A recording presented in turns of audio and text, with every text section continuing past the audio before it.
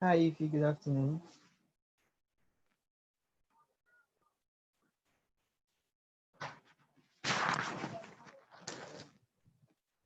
Hello, Ify. Can you hear me? How are you doing? I can hear you. Okay, I'm fine. Thank you. Good afternoon.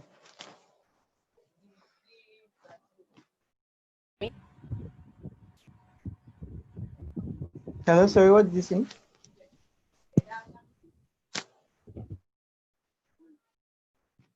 Your mic is muted, so I can't hear you.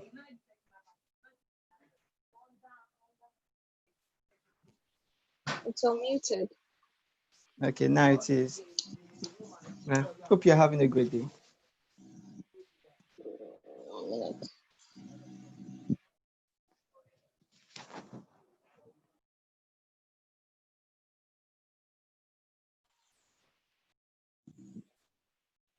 Can you hear me now? Yes, I can. Okay. It's 3 o'clock.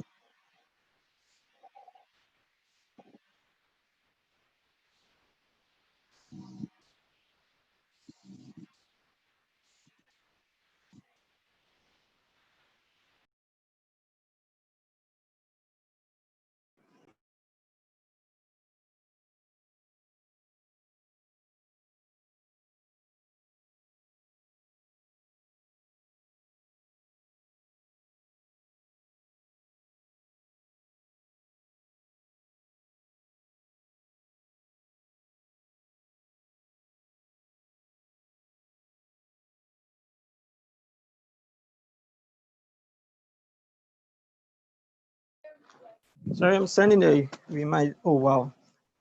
I'm sending a reminder. So let's just give, let's say, 3 minutes more for everyone to join.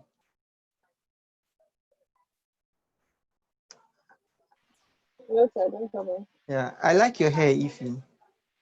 Thank you.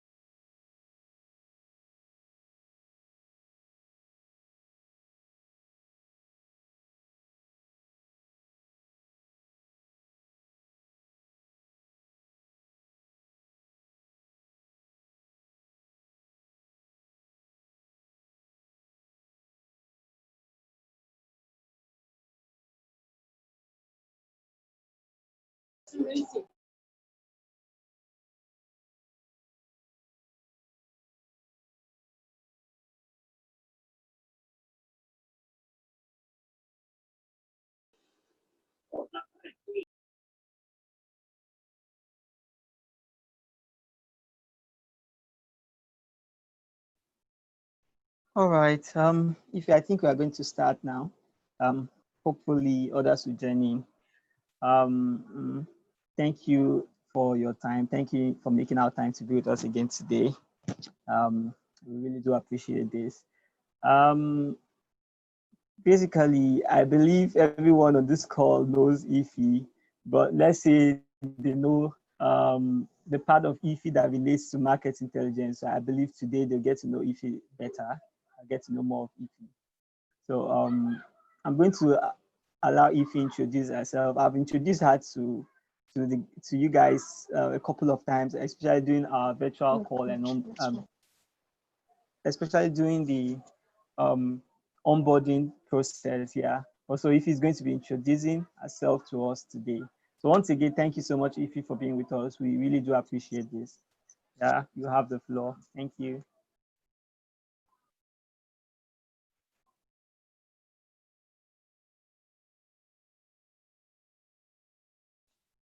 Hi, everyone.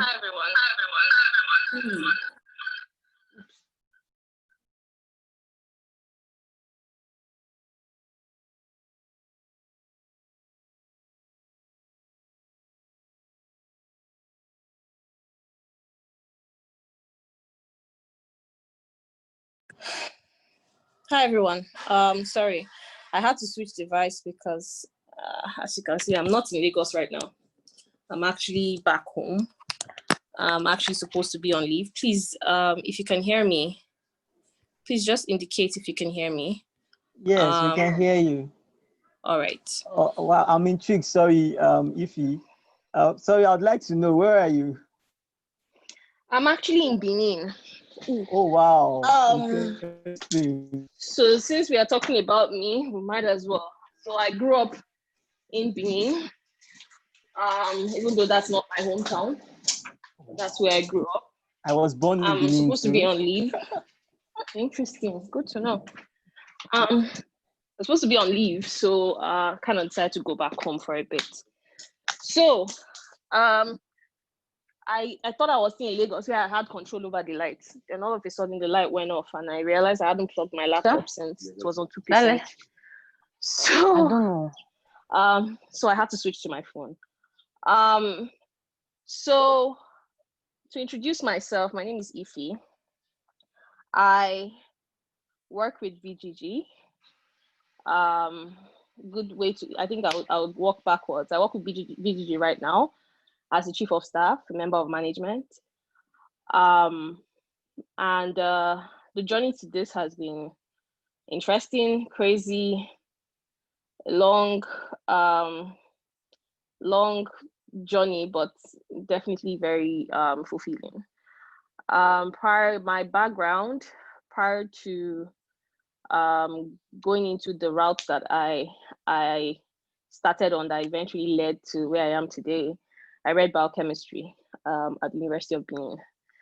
I mean, we all pretty much know the Nigerian educational system is not the best per se, but I would say that my course of study was quite interesting because it exposed me to a different way of thinking, not because of the Nigerian environment, but just because of the course itself. Because biochemistry is basically the chemistry of cells, which is the foundational unit of every human, every living organism. So if you are studying cells, every reaction that happens within a cell, you can literally chart a path between when the reaction happens all the way to the impact, the physical manifestation of that reaction. So it was really an interesting course. It teaches you how to, think about when a reaction happens, what is the resulting impact. So for every reaction, there's a consequence, there's an impact. So that mindset, I think, probably created Yes, so probably created the basis for problem solving or creative problem solving as it's called for me. So my journey between when I graduated till now is roughly about 11 years journey to being a member of management in one of the largest tech companies probably in Africa has been interesting. Right after school, I I had two options: go abroad and study for masters, or stay behind and find out what I really wanted to do.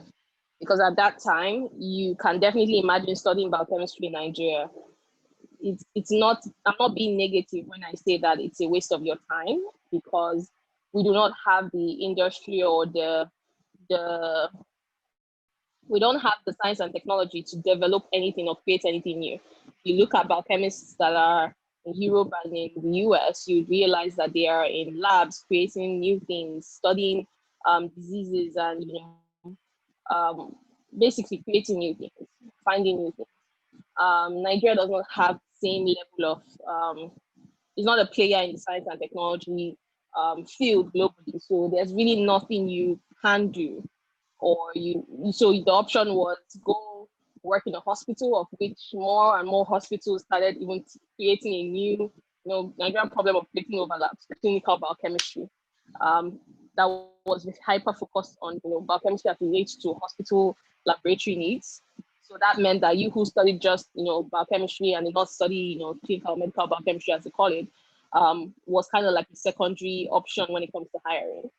The second option was going to pharmaceuticals.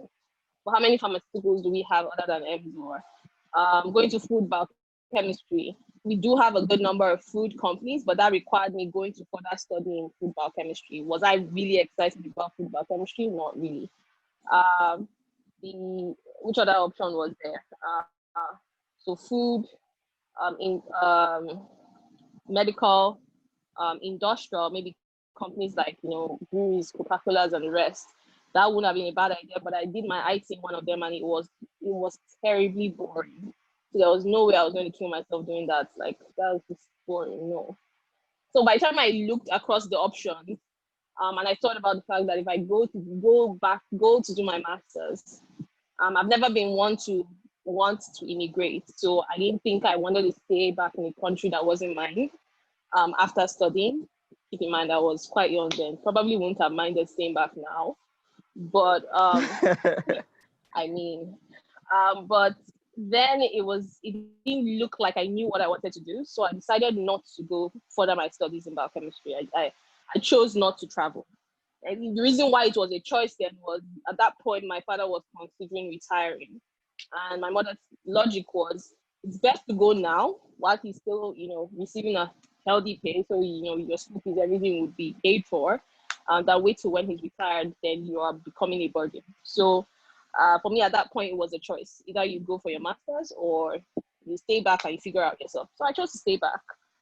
And till today, I'm very grateful for that, because that choice fast-tracked my professional development, which meant that if I compare myself with my colleagues who left school at the same time, I'm definitely way ahead of them. So what did I do during the course of service? I realized that another thing I would not do was teach. Not because I couldn't teach, just because I have a certain level of impatience when it comes to teaching. And Mario can probably testify to this. I have a mindset that says development, growth is a personal choice, right? If you want to develop yourself, if you want to grow, if you want to be excellent, it's a personal choice. It's got nothing to do with the teacher. That is my principle in life. It means that you are responsible for your development. The teacher is there as a tool to leverage for your own personal development, which means it's up to you to get the value you want out of your teacher. If not, the teacher is teaching you baseline, everybody receives the same information. How you excel is by asking for more, for getting out more from that tool. So I see teachers as a tool. But I also realized that teaching, when I chose, I did my NYSC and I taught for about a year, and I realized that, that principle, not a lot of people kind of aligned with it. because I remember when I was teaching in a secondary school, then it was federal government college. And the way I was taught as a child from junior secondary school one, GSS one, I was in a school that was pretty advanced, which meant that, teachers did not write on the board. From GSS one, we started having conversations with our teachers. So we had a conversation in class. When you're done, your job is to go create your notes, your class notes from the conversation, from reading of the books. And then your teacher marks your note based off of your level of understanding of, the concepts that you read. So my school at that time, the approach for teaching was very advanced, very university-like, because we were within a university. So it forced you to think deeper. So I tried applying that in the school, and this wasn't even the children complaining, it was other teachers who were complaining. And I couldn't understand why this was a problem. At the end of the day, I realized that the bar is very low when it comes to teaching. And if I want to disrupt education, and by the way, there are two sectors two sectors that I am most passionate about: education and health. If I'm going to do any form of disruptive thing within education, it cannot be from within, because you would be forced to do the norm. I can't go teach the way everyone else wants to teach, and I can't keep fighting battles with everyone. So I decided I'm not going to go into teaching, lecturing in any form. Not doing that. So towards the end of my program, I started asking myself what I wanted to do. Prior to graduating, there was a program the university had organized for us, where a facilitator, one of the what they call them, those guys who motivate you, motivational speakers, one of those motivational speaking kind of events for final year graduates. And the person who came to speak, the facilitator who came to speak, there were certain things he said. He had graduated from my school, studied medicine, but never practiced. He went straight into management consulting and motivational speaking and all that. And I reason why he intrigued me was because he also went to my secondary school. As a matter of fact, his youngest sister was my classmate. So I'd gone to meet him when he was done, and I had introduced myself and I'd gotten his number. So when I was about to finish my NYSC program, I called him and I told him that I did not want to go into the job market. I wanted to find myself. So I wanted to work with him, and I did not mind not being paid. He was a one-man army then. He kind of like walked out of his house and really was great at just being on his own. So he did not have a need for someone to work with him. But he listened and said, okay, as long as I'm fine with not being paid, he's good. So, but the building, the house where he stayed, any of the rooms there, the parlor, anyone can be converted into an office, and I can work with him. So that was how I started my journey with management consulting. And we had, I worked with him for 4 years. The first year was a lot of me just learning basic things, like just research and just finding information and just writing even a professional letter and just doing some very basic things that it seemed like it was redundant, but over time I got to understand that by the time he gave feedback on stuff, I was just continuously improving. So that whole 1 year was a period of learning. But I know that you can always imagine the pressure of what's the next step. I should grow was there. And then he used to talk to me. Then I said, I should calm down. Why am I rushing to? I should calm down. There's still a lot to learn. I'm just starting life. But then I started applying for different job opportunities up and down. Then I didn't understand the value of what I was getting. So when I was applying, and he would just look at me, you keep quiet, because of that problem, wasn't paying me. He was teaching me which was enough payments, which was enough value, that he was releasing when it comes to value exchange relationship. I wasn't giving enough value for him to start paying me, but he was giving his time, which was valuable. So over a period of a year, I started applying, less than a year, within 6 months, I started applying for new jobs and stuff. When I went, the first interview I went for, went through the process. For whatever reason, if I go into the story of how I did not eventually attend that interview, it would shock you. It was a series of unfortunate events. It was just obvious that I was not supposed to leave where I was at that time. So when I went through all that and I finally told myself from this point on, you know what, I'm not going for any interviews, I re-engaged him and I had a conversation. You know, he understood where I was coming from, and what he said, what I realized then was when he was done having a conversation and explained the value that he was bringing to the table and why he could not start paying me a salary, I understood. So what we had an arrangement that said, you know what, I work for free. I don't mind working for free. As a young person, you can always get food, transport from, you know, friends and families. But what I didn't want to do was stay with people. So I wanted a place of my own. So the exchange was, no problem, I would work for free, but I will get a place from you, whether it is by rent or you create a place for me to stay. I'm fine. As long as I have a roof over my head, every other thing can take care of itself. So that was our arrangement. So for the remaining 2 years, I was basically an apprentice. Whenever there's extra cash and he chooses to give me, that's fine. But the only thing that I got was the roof over my head, so rent. He chose to pay rent instead, which was good. So for 2 years, I basically was an apprentice. Went to different programs with them. And over time, you know, the truth is, at that time, I won't say that I knew how much I was learning. I could not for the life of me know until when I moved into a new, you know, role in a new company. At that time, I was doing a lot of things. When you have management team of a company and you are talking to them, you are able to train them on certain things. You're able to have them following your instructions. You're able to, you know, like there was a boldness that came from managing these managers that, like I said, compared to my peers, at that point, I didn't know it was a big deal, but it was something that I based off of the apprentice structure, I learned.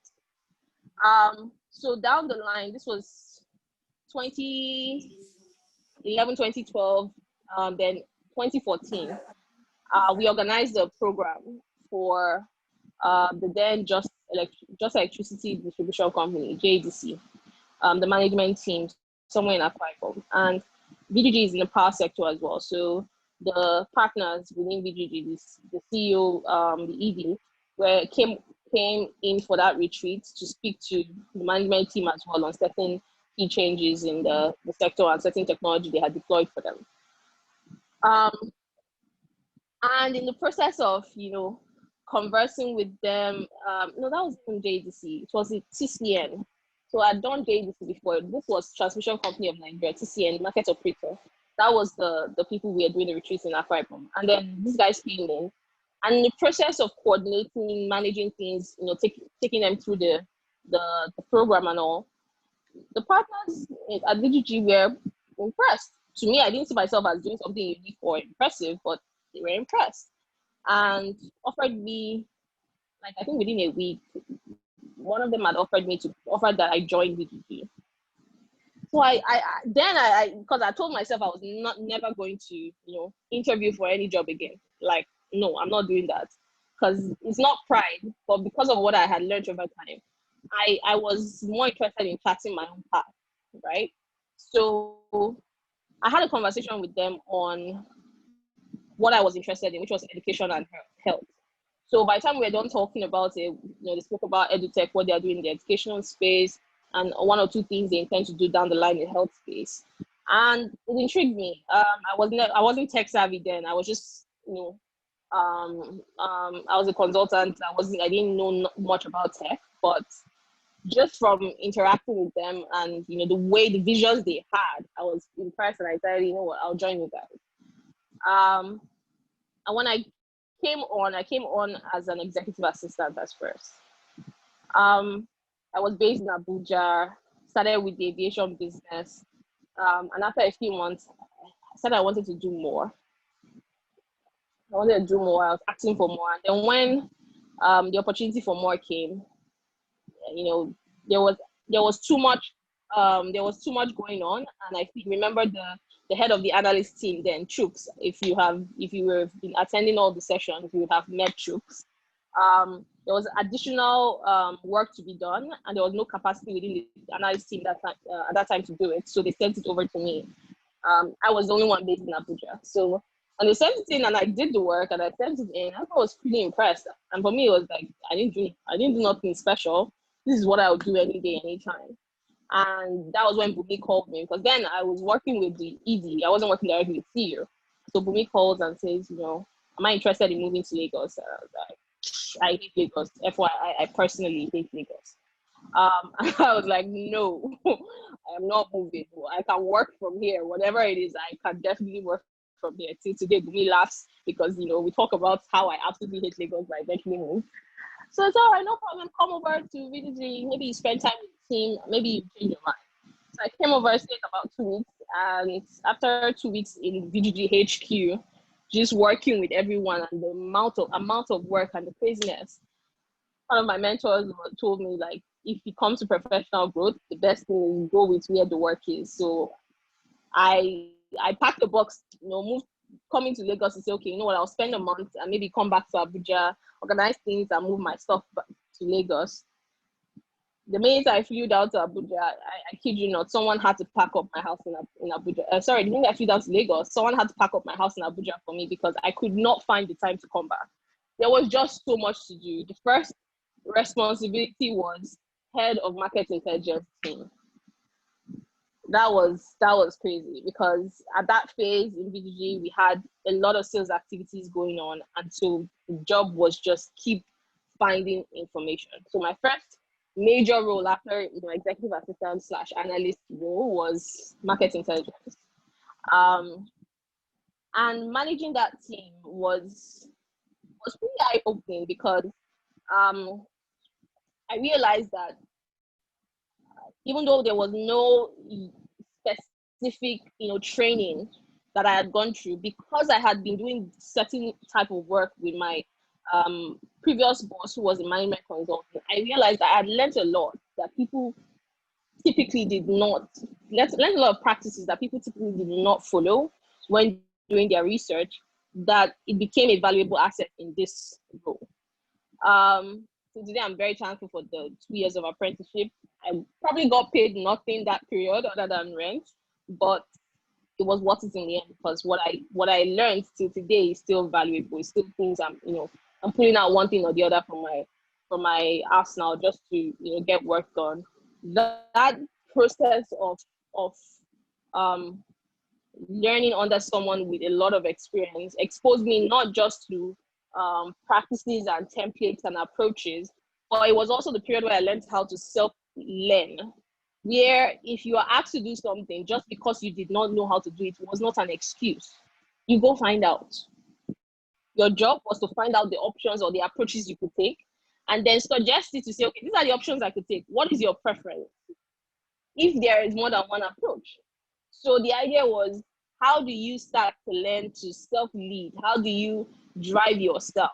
And that was something I learned from working with my previous boss in Abuja, and that has helped me to today because my growth from market intelligence lead in VGG to the head of the analyst team in VGG to running research and development to running consulting in VGG and then now chief of staff has been because there's no formal university you go to and say you are taught how to be an intelligence officer. There's no formal university training that says you're going to be an analyst. There's no formal training that teaches you research and development.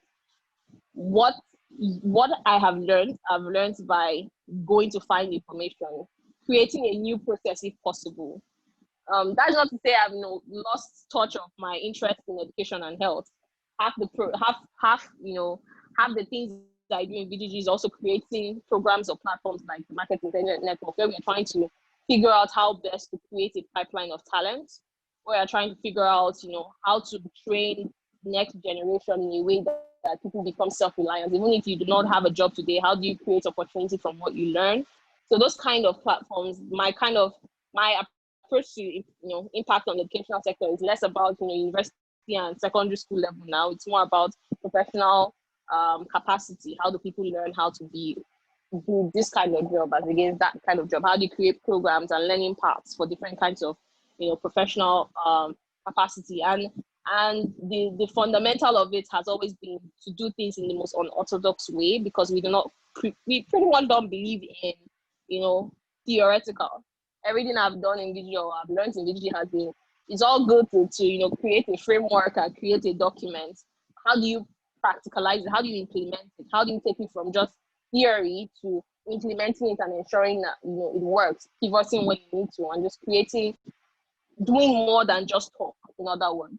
So essentially everything I have learned from my background, from my university days, from my apprenticeship days, all through the course of my path in BGG has led me to where I am today as chief of staff, and most importantly as someone who is responsible or a custodian for corporate strategy, because I have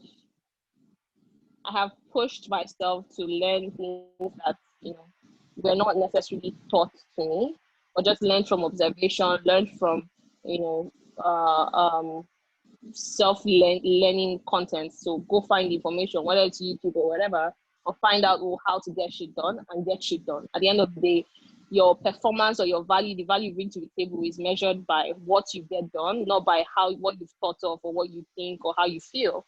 So Oluchi yesterday talked about, how my principle in life is, how do you get everything to work like the military? Efficient and effective. Now that's my passion. How do I get everyone to be efficient and effective? How do I get people to think the right way, to work the right way, to get shit done the right way? I think the most tasking part of my career was probably when I was head of the analyst team, because what I met when I came into the team was a team that was broken from not necessarily that they couldn't do their job, but they did not understand the value of who they are and what they brought to the table. So just fixing all that, putting structure around how they work, putting structure around how they think about their role, and reigniting the pride in what they do took some time, and then getting everyone to appreciate the value they bring to the table took some time as well. So it was both change management for them and change management within the organization. So a lot of that was, when you are doing it, nobody needs to put it right there and say you are going to be executing change management across the organization. No, you pretty much do it knowing that, for me to effect this kind of change, I needed to do this and this. So in summary, what I'm saying is the part between, when I graduated up until now as chief of staff, everything has been basically learning as I go, knowing that impossible is nothing. As long as somebody has done it before, it's not impossible. Maybe if somebody has not done it before, it's still pretty much possible until it's proven impossible. So just learning and learning and learning. And being the chief of staff role has not changed that. Officially, my job is just to learn and then do the work that the CEO does not have the time to do, which is pretty much awesome, because it means I get to touch on diverse things. I love diverse work. I love doing crazy, stuff that is, out of this world. So it's been a long journey, a rewarding journey, but that is Ifeanyi in a nutshell. I am I'm still on the path of learning, because down the line, what I intend to do, I know in my heart all the things I want to tick off and say, yes, I achieved that. So I'm probably halfway through the list. There's still like a lot of things to do, but as of right now, it's been this is Ifeanyi in summary. Yeah, so Mario, back to you. Wow, thank you so much, Ify. I just discovered several things I never knew about you, and it's been so inspiring, especially how you had to break down your journey. That means a lot to every one of us here, especially myself. So it's good we understand how you started, because when you say you're the chief of staff, it could easily come to our mind that okay, she just came out of school and became the chief of staff, disregarding the whole building process that happened, disregarding all the effort and all you've actually put into your professional growth before you got here. And this obviously means I would have more personal sessions with you, because I still need to know more. Thank you so much. Thank you so much. We do appreciate that. Okay, so the topic for today, we're actually meant to be discussing understanding how regulation affects businesses, trends, and market growth today. And as one who has been in BGG for some years now, you've been in BGG during the times where BGG had to fight certain, obviously businesses in Nigeria are always fighting. We know that. So that that's Yeah. why I appreciate I appreciate your idea of what a team should be, like the military, always efficient, because in this part of the world, one just have to be efficient. Let's say if you want to thrive, if you want to survive, you just have to be efficient. So you've been in VGG during the period where VGG had to battle some certain regulations, during the period where certain policies did not favor business, during the period when during the thick and thins, basically in summary. So that is why this discussion today, I believe, would be so much impactful, because we would like to know how the period was for you and what the management did to make things different, or what the management did to ensure that the business thrives, that the business survives such period. Basically, we know that it's something not so easy to want to go against government policies and regulations. So we just want to know from the experience level how the team was able to overcome such challenges, or just circumvent their way around the policies to ensure that they don't stifle business growth.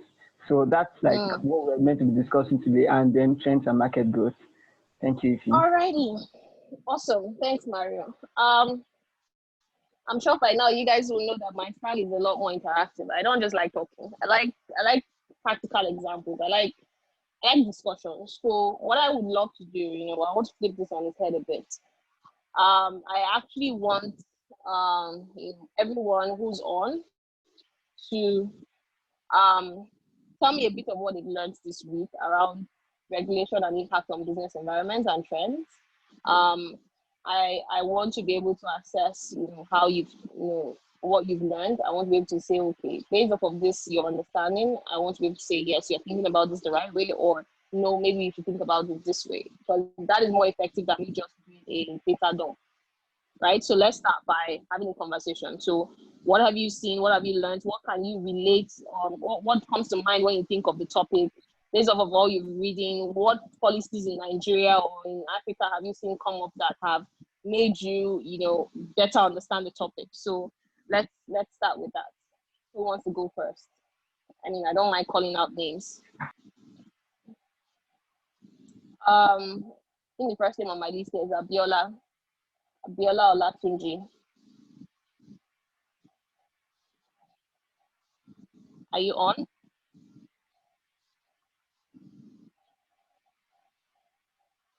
Hello, Abiola. Are you on?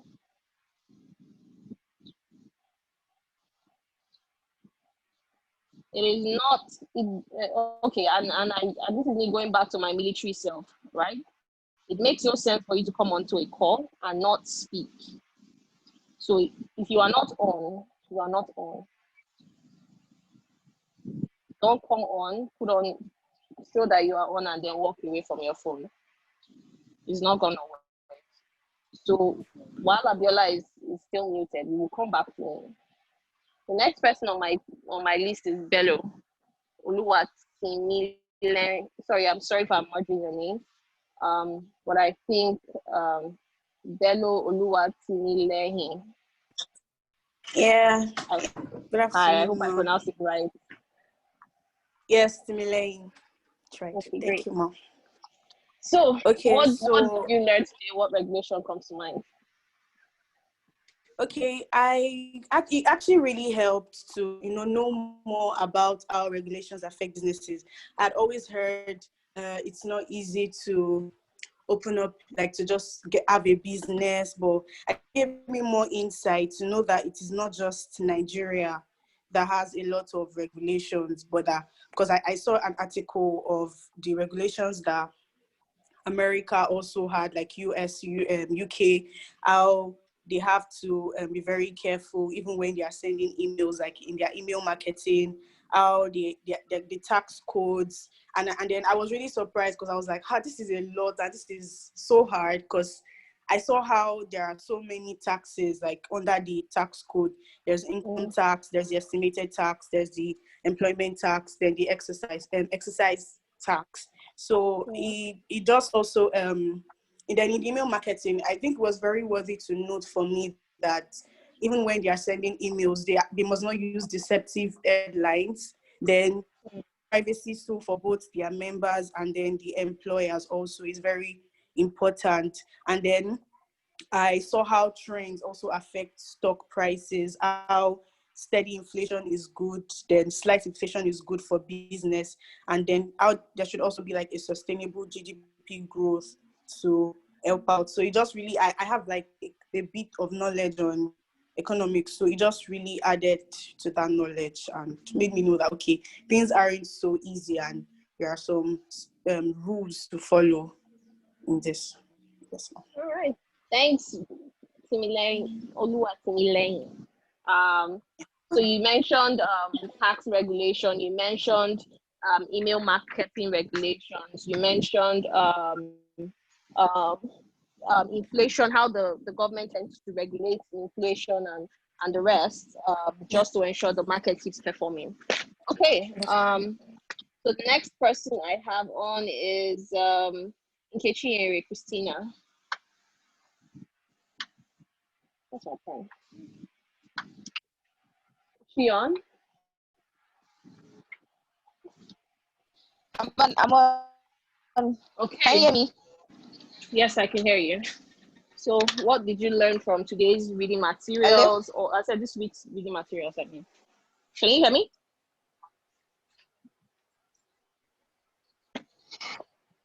Yes, I can. Okay. All right. Although some part of the material sense were no okay, addressing some issues like of course to be similar, quite similar to Nigeria as a whole, but it made me want to, because when I saw some friends posting on things that they're saying like on their status about the new law about karma and the rest, and that was just what it led me to go and read a little bit about the new policy, the government policy on karma, and how it's supposed to ease business, about the shareholders, and one member shareholder is supposed to make people like life easy for business owners and startup companies. Although I okay, that's it for me though. Although I wonder, like there's still this little bit of suspicion in my mind that would it really make it easy, or is there something, how will I put it now? Is there is there another hidden agenda or something that would be like that would go wrong towards the end, even though this is supposed to be like an hallelujah something. So that's it for me. And that's it. And also there's a video they sent on the Slack that was kind of also emphasized on what Samuel B. Laulu said about the last week, about how the interest rate also affects the GDP, the connections between all of that, the inflation and the rest. So the video kind of put an impact on all of that. So that's it for me. Okay. Awesome. Great. Thanks, Nkechi. Ibrahim Ajiboye. Good afternoon. This week I was able to read more about regulations and how governments use it to curb the excesses of businesses, and sometimes also use it to help the citizens and improve the economic condition of the country. For example, I was able to read about the banning of exclusive sports in Nigeria, and how it was said that it would probably help the local stations in getting more views and improving. I'm still reading more on it, so I'm hoping with the mentoring today, I'll be able to learn more. Interesting. Okay. KO. I do believe you've written some things on the chat room. You mentioned karma, but please go ahead and speak on what you wrote in, unless you're in a noisy place, which is why you wrote it down. No, I'm not in a noisy place. I've not actually read anything concerning that this week. I've been rather busy. I'm carrying out an audit, but I do understand the importance of policies, because it's some of the things that guide how what I audit. So, for instance, if we should look at banks now and the subprime mortgage crash, after that happened, they introduced the introduction of Basel II, Basel III which is supposed to allow banks to work better and manage their risk better. So what I'm just saying in a nutshell is that policies allow companies to run very well and not to run contrary to the law. And when companies run contrary to the law, it can actually affect their going concern, because they can be fined, and the fine sometimes can be very huge. And even when it comes to things like accounting policies and procedures, if they fall afoul of some of these things, it may make external auditors to actually give a qualified opinion, although that is not something that happens in Nigeria, or it's not something that is popular.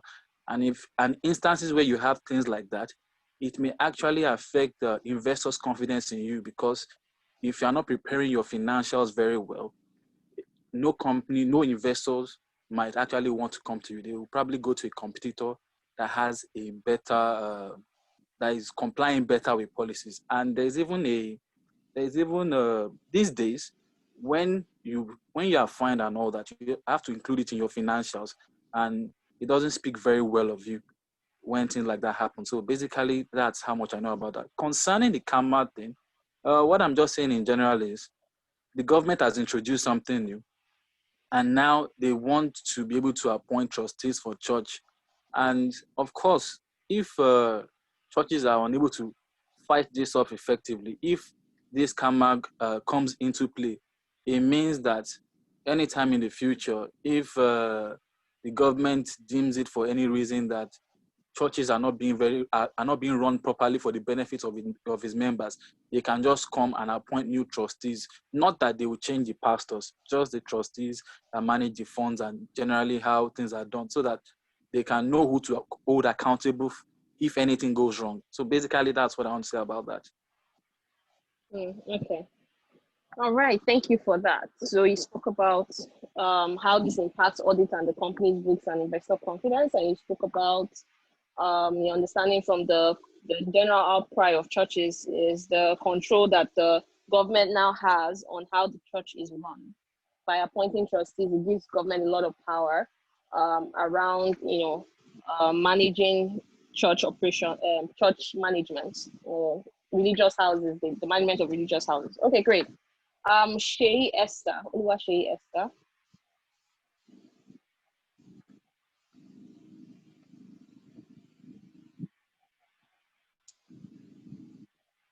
Hello.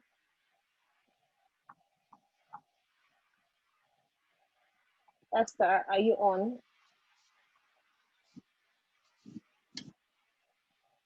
Yes, I am on. Good afternoon. Hi, good afternoon. Hi.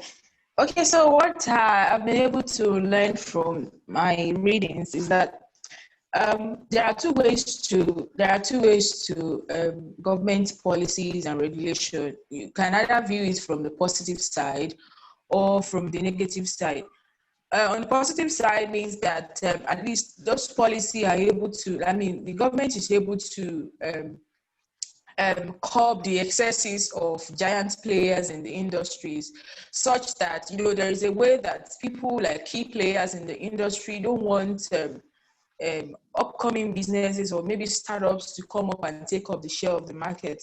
So there is a way that the government tries to also regulate such activities, such that small businesses are given chance in the economy to also thrive, because to an extent, small businesses actually really drive the economy of a country. So and then also on the negative side, I also understand that at some point, let me say maybe because of political interest or government interest, there's always a part where the government wants to as much as possible impose tax or impose strict regulations against investors, against foreign investors within the country, such that either because of personal interest or because they want to as much as possible for them to be able to contribute as much as possible to the economy of their own of the country where they are planning to invest. So in a way, government at times put in those regulations to just curb their activities and to also ensure that they are not exploiting the country where they are residing. Because if in their own countries, they are building up a lot of infrastructures and businesses, and then they are contributing to the GDP and everything. But because they are coming to establish in another country, they don't want to give as much as possible. So I think one of the ways the government also tries to curb that is through policies on investment and establishing of businesses, foreign businesses on the economy. So I think it's good that we have policies and regulations to keep us in shape, to keep businesses in shape, and then to ensure that nobody suffers. And at the same time, I also read, I read a study about there's a part where they also regulate how companies treat their staff. There's a minimum level, there's a minimum wage, there's a minimum, let me say, salary or expectation that you're supposed to give to your staff or to your workers as part of, I think, employment law or so labor law. So I think policies are good. They are good and at the same time, there are also other sides to it. So that's just my understanding this week. All right, thank you, Esther. You said something that a lot of people tend to call out, is that most times policies are seen from a negative light, but they also have their positive light, right? And when you see a lot of analysis on policies, the first analysis is always the negative impact. As with anything, any action that is done, there's always a positive and a negative. So most of the analysis you see of policies start from that negative light as against the positive, and it's not fair because the government does have a role to play in putting some controls and measures. So noted. Thank you for that. Alvan Achoa. Yeah, thank you. Is Alvan on? Okay. Hi, Alvan. Can you hear me?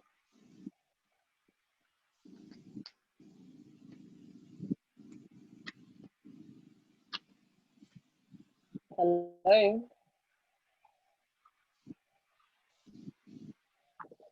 I don't know if anyone else can hear Achoa, Alvan, or I'm the only one. You can't hear him, but I think he's trying to speak. Yeah, he's unmuted.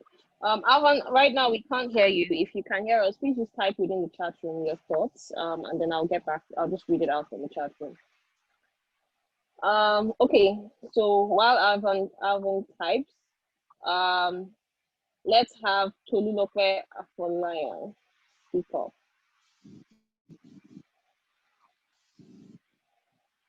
Hi, Tolu.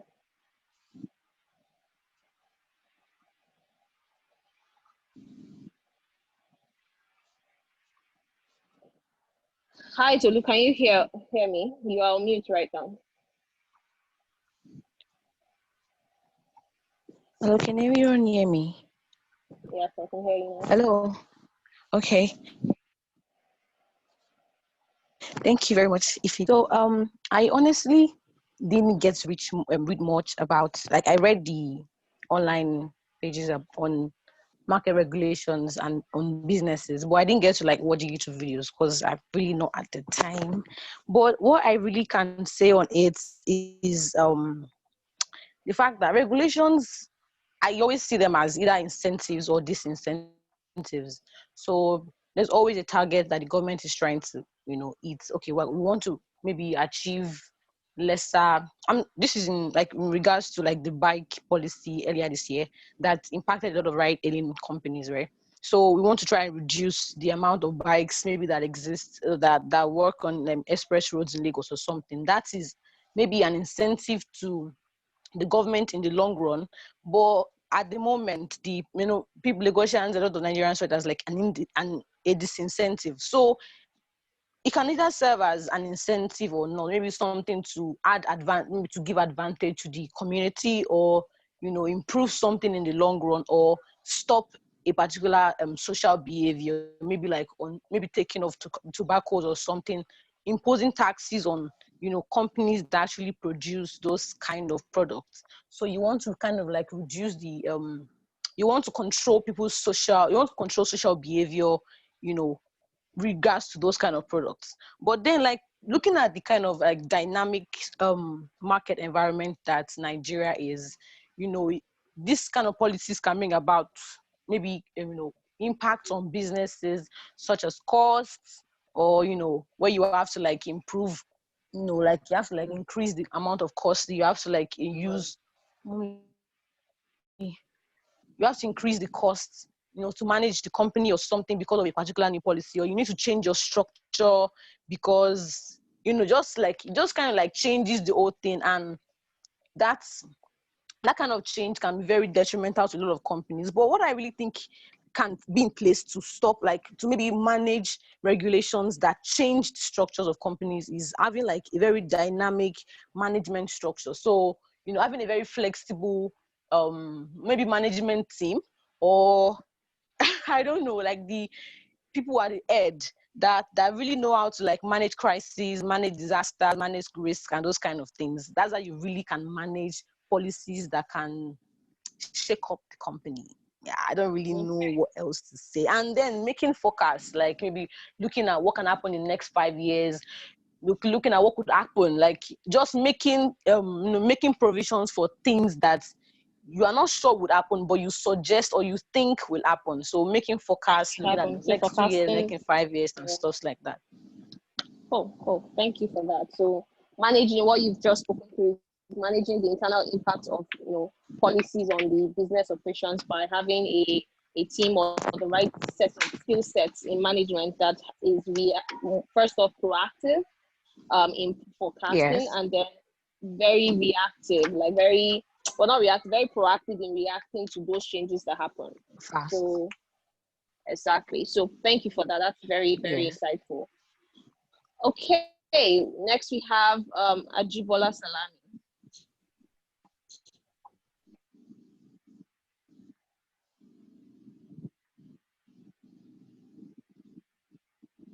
Salami, I can't hear you because you seem to be on mute.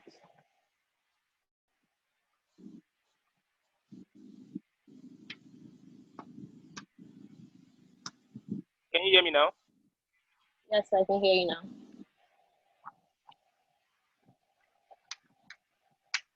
Can you hear me now? Yes, I can hear you now. I can hear you. Okay. What I learned so far this week is on competition analysis, and it basically involves how you, as a business, try as much as possible to understudy your competitors so as to gain some competitive advantage for yourself. So, for instance, you can try and study what are the products other businesses are selling that perhaps are making them do better than you are presently doing. What are their members of staff structure? Yeah.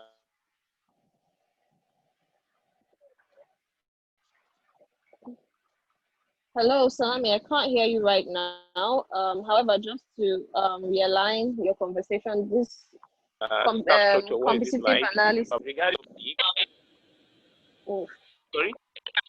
So I couldn't hear you for some time, but just to realign, your comments. Last week was about the reading material was about competitive analysis. This week is about the impact of regulation on businesses. Impact of, sorry? Regulation.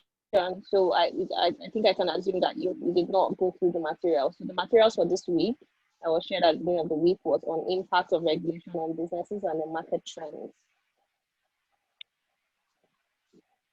Oh, okay.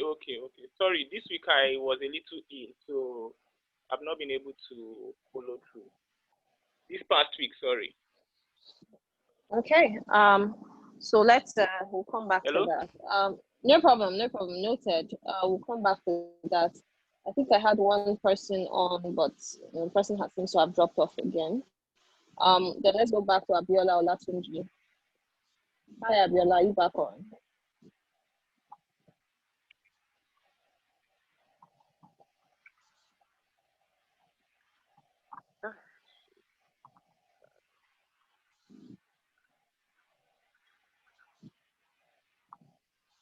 Hello, Abiola. Okay, just so that we can save time, let's move forward. So thanks for sharing your thoughts on the material. I just need to ensure that people are keeping up with the content that is being shared, because that's supposed to help you prepare ahead of the conversation with the mentor, because the job of the mentor is not supposed to go through slides to teach you. You're supposed to self-learn. The job of the mentor is to give you real life examples of what they've had to deal with and how they've basically worked within the context of the topic of the week. So for this week, when we talk about impact of regulation, I think the first thing I would like to lay down is basically reiterating something that Faye Esther kind of shared, which is the fact that government's role when it comes to business in any country, in any locale, is to create an enabling environment. You hear that phrase a lot. Government is supposed to create an enabling environment. What does that really mean? Government creates an enabling environment in two ways. One is through policies, putting in the right policies to drive certain incentives or disincentives, like the young lady shared that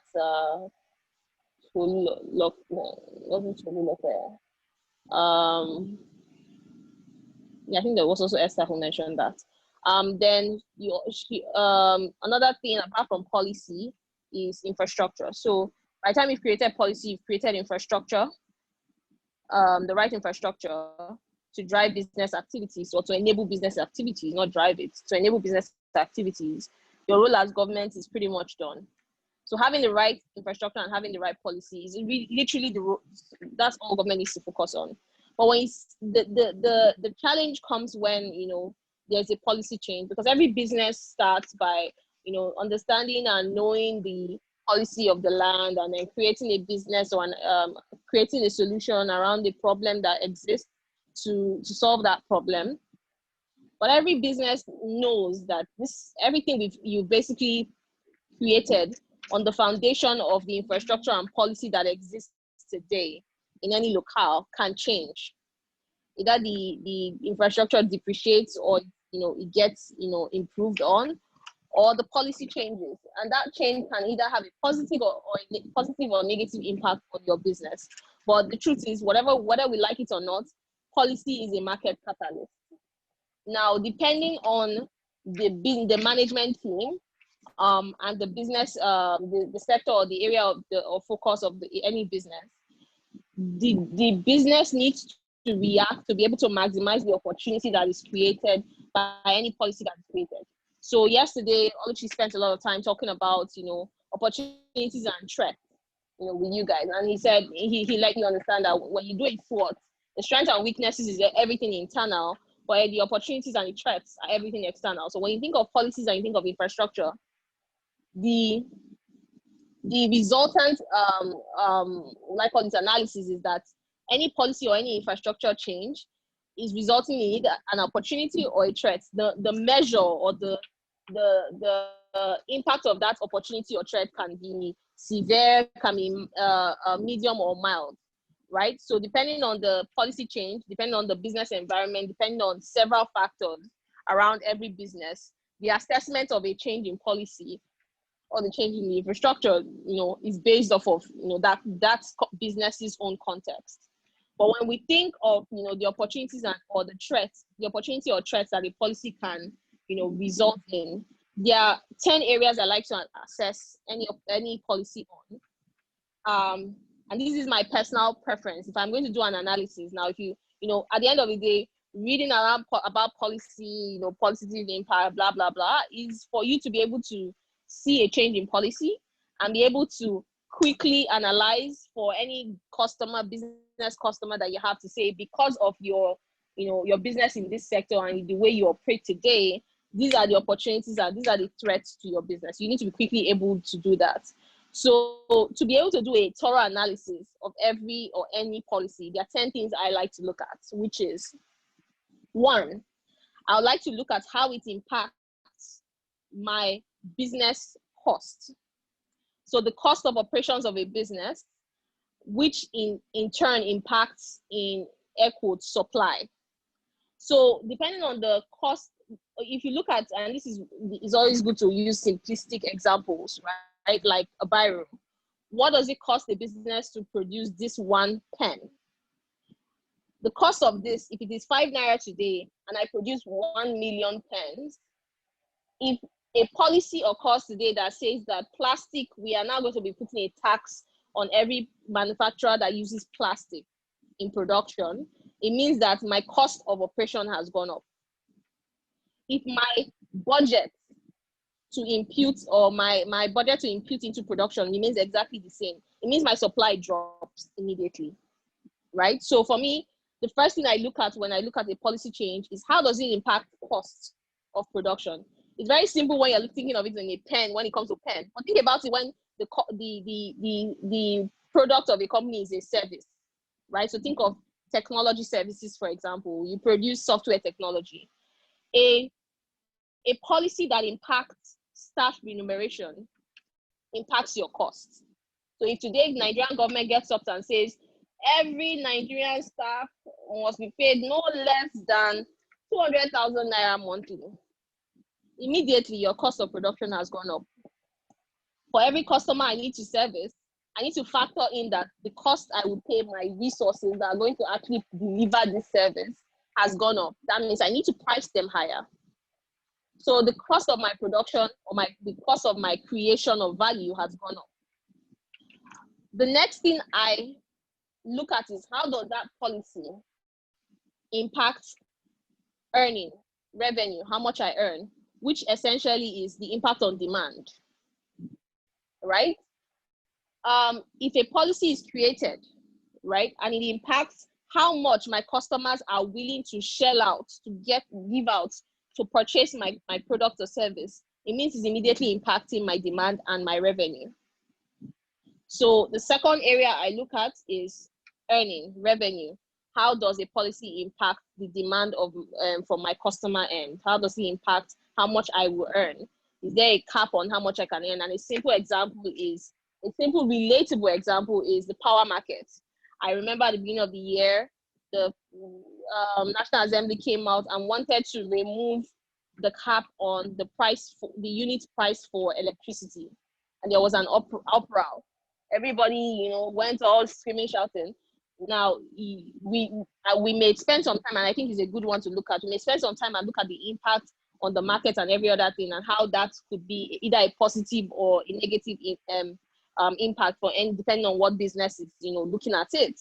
But, when you think of the fact that, that limiting cap in price that the federal government has put on every unit of electricity has stabilized the demand that we have today at X. By removing that cap such that the price can go up to ×2 or ×3, it means the demand would easily fall, which may or may not impact the earning of the discos, right? So that is a second consideration. I look at cost, I look at revenue, earnings. How does it impact the business cost? How does it impact the business earnings? The next thing I look at when I look at every policy, and what I'm trying to teach you today, like I said, is assessing the impact of policy on the business. The third area of analysis I will look at is how does it impact the competition between companies? So someone made reference to the actions of governments to try and curb the excesses of giant players in a market, just to help smaller businesses, SMEs, grow. Of course, we know that this happens because Nigeria is an environment where we keep struggling between being a capitalist and a there we want to start. Chuka, please mute yourself, please. You are Damilola and Chuka, please mute yourself. If you're not speaking, please mute. All right, thank you. So we mentioned curbing excesses of giant players, and I was saying that Nigeria is one country that has not yet decided whether we are a capitalist economy or whether we are a socialist economy. We keep straddling between the two. We want to do everything. typically whenever government puts forward a policy to curb giant players, to ensure that smaller players can thrive or can come up, it's always seen as government playing a role to prevent monopoly. But sometimes it also stifles competitiveness, right? So positive, negative. So if you look at policies and you look at how it impacts the competitiveness between companies, it's a very, very interesting thing to look at whenever you're analyzing policy. Another good example is the one that we speak to regards the recent regulation around exclusive content. Someone made mention to it, but was speaking to it only from a sports point of view. But sports is only one area that's impacted. So the airing of sports shows, the Premier League and all, sports is only one area that is impacted. What that regulation did was to do a blanket statement that said no pay TV company should have exclusive content of anything that is of interest to Nigerians. So take, for example, you have Iroko TV, you have Netflix Nigeria, who just made recent investment into Nigeria. What you are saying is that I, as Netflix, will put in money to create original content in Nigeria, but I cannot own the exclusive rights to that content. I must give it to other people. How do I recover my money? So when you are trying to, try and do that whole, I want to curb the excesses of giant players, you are. How does it impact competitiveness? Or how do I distinguish myself as a more viable option to one party as against to customers as against my competitor if I do not have exclusive IP to a product? So that is, for example, government playing the role of curbing excess of giants, but they're basically stifling competitiveness. So that was an example. There's also a positive swing to it, right? If you are one of those smaller players who have refused to be innovative and create new content, you are basically excited because, damn, the government just gave me a blanket check. So as my small NTA and EBS in Edo State and DBS in Delta State, I can now go and get content that, what's it called? If I choose to invest, I can go and get content and I can air it like every other guy. That is what that's what is basically playing out in that scenario. So one person sees it as a positive, another person sees it as negative. But when you as an analyst is doing an analysis, you have to be obviously neutral. So you have to look at both the positive and negative. So how does it impact competitiveness between companies? The fourth is market functions. This one is the fourth analysis I do around market functions is the hardest one to explain. But I would try. Let me use the example of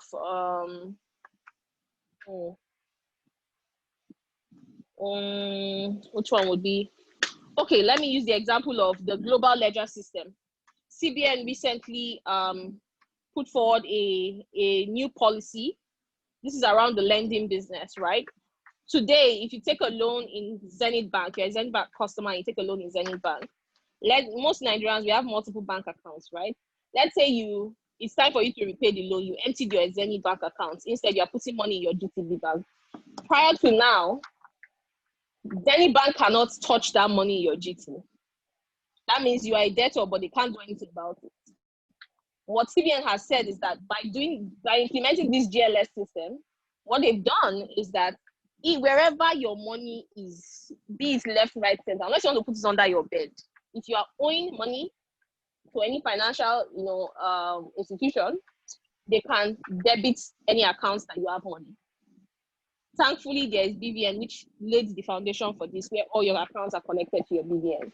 And you cannot operate a bank account unless you have a BVN title, which means that if you have money in GT, you took money from Zenith, it will be debited against your GTB account. Of course, there's a process that will be gone to apply for and do that deduction. But what they've done is that they've made it possible to even access the funds.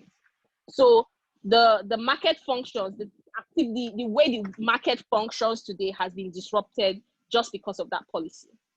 So lending is a very attractive business today because I'm less worried. So there's less risk. It's not that the risk is eliminated, but there's less risk to going into the lending business today because I can now find opportunities to recover my money.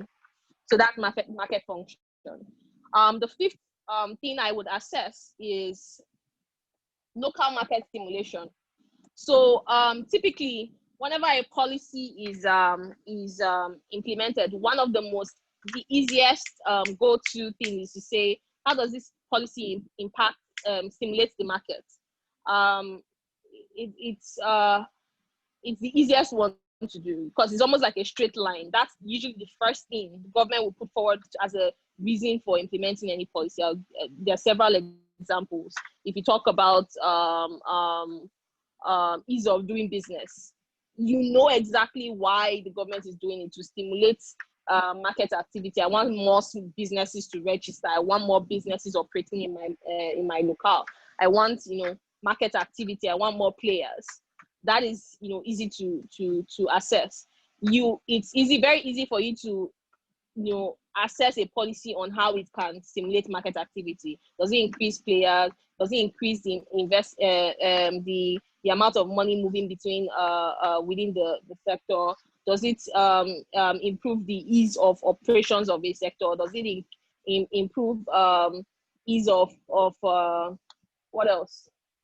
I'm trying to give a good example. Ease of doing business said there are three sub-policies or executive orders on that ease of doing business. One was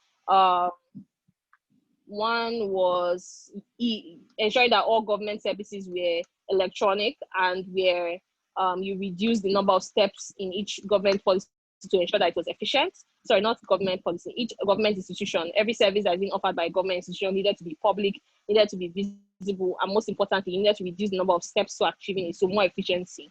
So that is straightforward. If I am a pure water business, I'm just opening. I want to go and register my pure water business with NAFDAC. Before, it will take me almost a year plus because I'll go from one table to another to another. So what they did was to stimulate the market, reduce the number of steps to maybe 2. Initial step, go online, apply for the service. There's a physical, maybe what's it called, visitation and audits to be done. You've also applied and scheduled your visitation, and then the official goes there, does the visitation, and it's done. You can basically issue that, certification and NAFDAC number based upon, reducing those steps by doing most of what needed to be done physically online. That's a simple example of market stimulation. I needed things to go fast, for people to spend less time, more efficient, and basically a simple example. The 6th area I would assess a policy on is international competitiveness.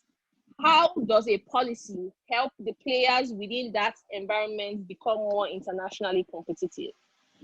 A good example of this would be the establishment of the Standard Organization of Nigeria.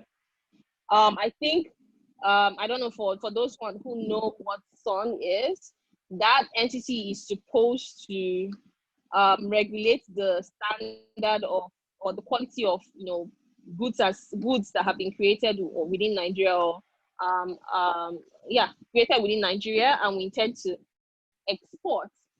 Well, you do it for every product, but imagine a scenario where you want to export that good to outside the country. It means that good needs to meet a certain standard that is in the country it is headed to. The entity that would certify that and help companies be able to benchmark and do the analysis to say, okay, at this point you've met this standard, so now you can do that exportation, is SON, Standard Organization of Nigeria. Creating the opportunity for that to happen reduces the waste that could potentially be happening where people export without knowledge of the standard and then their goods keep being rejected. So Standard Organization of Nigeria is a good creation. Another example from an international competitiveness point of view is I would say is maybe the AFCA or African Trade Agreement that recently they're trying to start implementing, which essentially has the ability, which essentially establishes the ability for countries within Africa to trade among themselves much easily, and allow for it means that me as a business in Nigeria, if I following the ATCA guidelines or whatever has been established, I can actually go sell my goods, or I can actually sell easily to a different country. The regulations and the measures and the scrutiny that really was there before would be reduced. It would surprise you to note that there's so much, there's so little trade between African countries as compared to international, to China or to US. So that ATCA drives international competitiveness, because now you are beginning to trade between countries, and very soon it will drive more further international. It means that, I mean, instead of take for example, instead of Ghana importing rice from Thailand, maybe if our rice was up to snuff, you can export easily to Ghana. You can then compete because there's improved trade agreement between different countries. The next I would assess on, and when I'm done going through my list of 10, we can then take maybe 1 or 2 or 3 regulations recently and break it down through this list of 10 to see how we may or may not pick companies within the different sectors that it impacts. We can look at how it impacts those sectors and how you can easily or quickly do an analysis for any customer that is engaging you. All right. So I stopped at number 6, which was international competitiveness. The 7th would be investment. How does a policy drive foreign investment, or maybe foreign and local investment into the industry? I'll give you an example. The policy, one of the biggest, biggest, I won't call it clapback. What is backlash from the Lagos regulation to limit, to basically ban Okadas, and even the regulations around ride hailing that they are putting in place. One of the biggest backlash is that the government has not taken into consideration the impact of this policy on investments into the country. And I'll give you an example, or I'll try and explain deeper. This is something that you guys probably already know. You have an OPay, or O-Ride, or whatever they call themselves, O-Ride, I think it's called, that is backed by Chinese, who are putting, I think at the time it was roughly about $160 million into the OPay O-Ride platform, super app. You had a Max.ng that had investors that had put in up to like almost $30 million. Or no, it wasn't 30. I think they had Yamaha. So they had, I think, about $20 million from Yamaha and all that. And then you had GoCada, who also had a load of investment. I can't really think off the top of my head the investment in the major investor and how much had been put into GoCada. Across those 3 businesses, you had almost $200 million of investment, foreign capital that flowed into Nigeria because of ride hailing. Now, the ban of Okada, and this was without warning, without anything, without any, preemptive planned, structure around this. The banning of Okada, what is the impact of that on the current investors, the money that has been put into the business, and future investors, the perception of the markets, the stability of the markets in Nigeria? What that means for companies that are very reliant on investment, foreign investment, is that Nigeria is seen as an unstable market because of the policy fluctuations.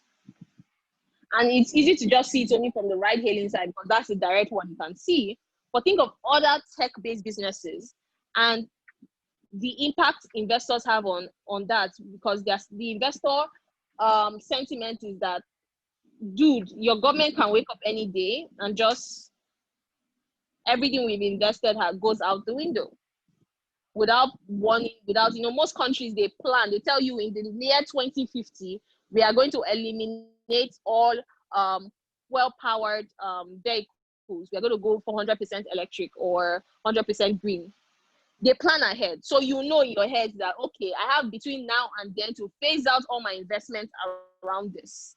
Nigeria, on the other hand, wakes up and creates a new policy and implements it that week.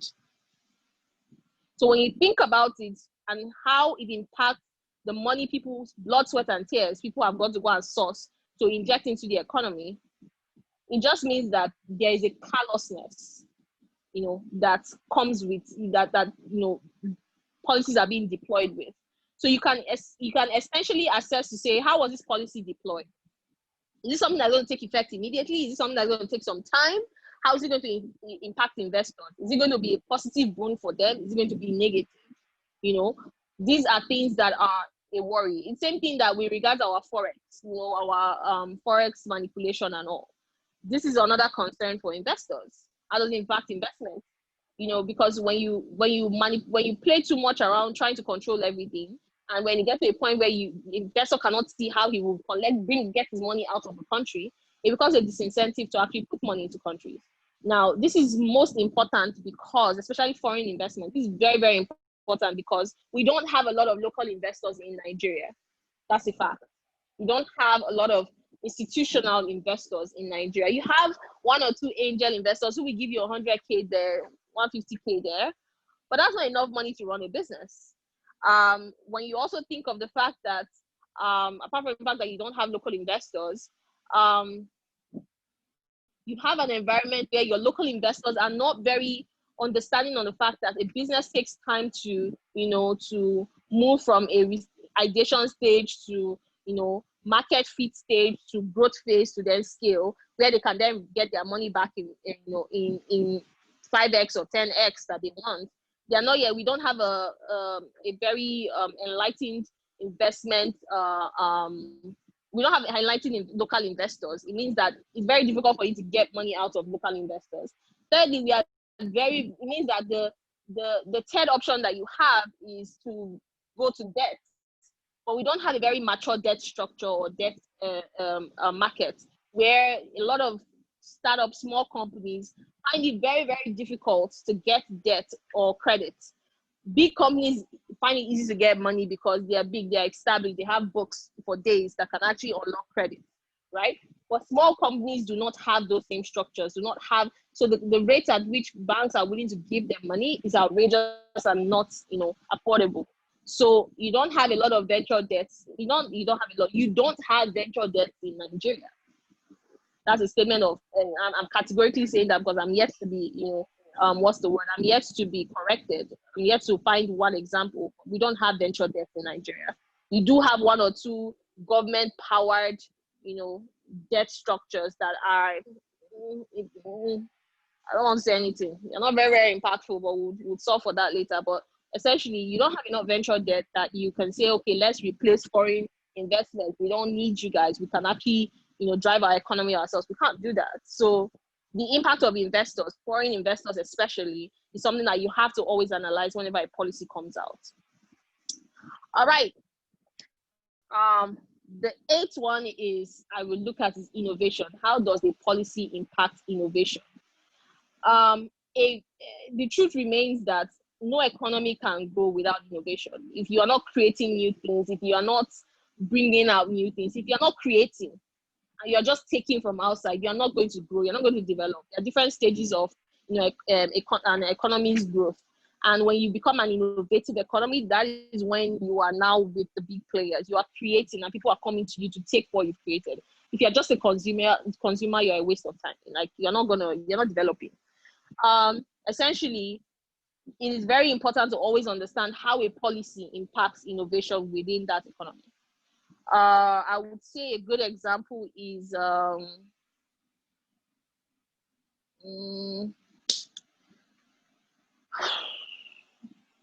even the ride-hailing ban. I think I'll use that as an example as well. The ride-hailing ban, not ride-hailing, the bike ban.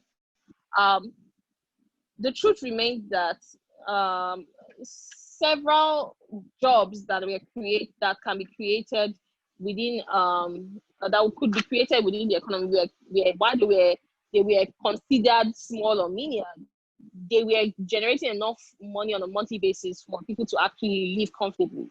When you think of the OPays and the GoCard and the rest, which meant that you had a lot of people start to think around, oh, how do I innovate around these guys to add more value either on top of what they already had, or I could, I don't know how to put it. So I'll give you an example. OPay, for example, was creating more value on the bike riders they had. If you understood the OPay model, you understand that they had O-Ride, which is the bikers moving about. But those bikers became mobile agent network, essentially. They became a mobile agent network. By that's innovation that you had created on top of an existing, bike service. The impact of that is that you had almost 300,000, let's say maybe not up to 300,000, because I think the whole OPay probably had about 300,000 bikers.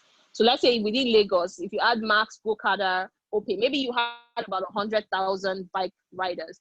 That's an agent network of about 100,000 people. What was the goal of SANEF? If you know SANEF is the shared agent network infrastructure for Nigeria that CBN was trying to create. They wanted to create 500,000 500,000 agents across Nigeria. Just those bikers made up 100,000 potential agents. The regulation of the policy of Lagos State just eliminated the opportunity to have 100,000 agents within Lagos. Imagine the innovation that could have been layered on top of this bike riders, like this mobile agent network that had been created. The services people could have essentially pushed to that platform to have more and more people have access to their services. That is a significant impact on innovation that was not considered. I think for me, it makes a lot of sense, mostly because I am in the tech space, and so I can see the value that 100,000 bikers could potentially create.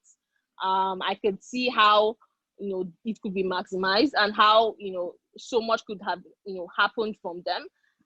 Maybe our players in government do not see those things because they do not have the right people or the right exposure to understand in what innovation pretty much means. But when policies are created, the impact on innovation is usually not looked at. Another player who does a lot of that is CBN, where they create new policies that impact fintechs without understanding the impact of those policies on fintech companies.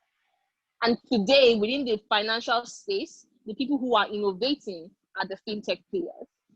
That is an example of when you assess a policy, you have to look at how it impacts innovation, right? The ninth thing I look at is entrepreneurship. How does it impact entrepreneurship? In other words, by implementing this policy, is it possible for new guys to create new business opportunities from just implementing that policy? So how do you create new business opportunities?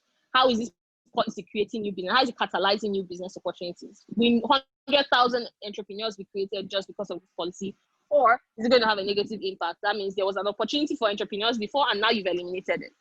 So that is another impact, assessment criteria. The last one I would always look at is growth opportunity.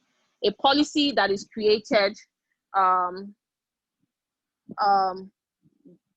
is going to impact every business or every sector from a growth opportunity point of view. What growth is it stimulating? Is it stifling the growth, or is it stimulating it? You can easily already tell if you use the bike hailing app, Lagos ban. You can essentially see how it's basically it did not even stifle. It just cut off every opportunity for growth. That was it. It's just done, killed it.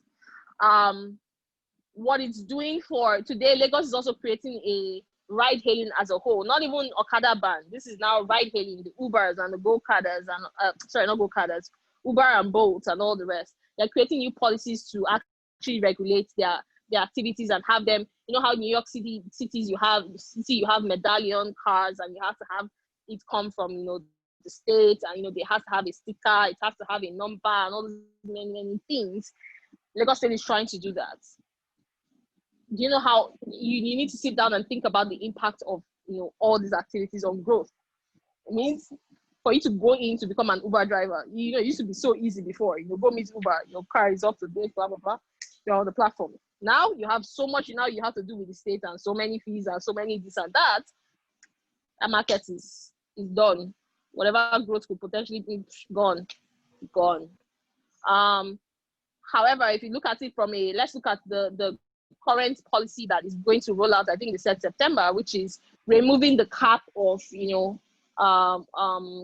the power units, energy units, the pricing. The government is going to remove that cap that they put. So I think they're basically trying to fully implement the whole willing buyer, willing seller structure.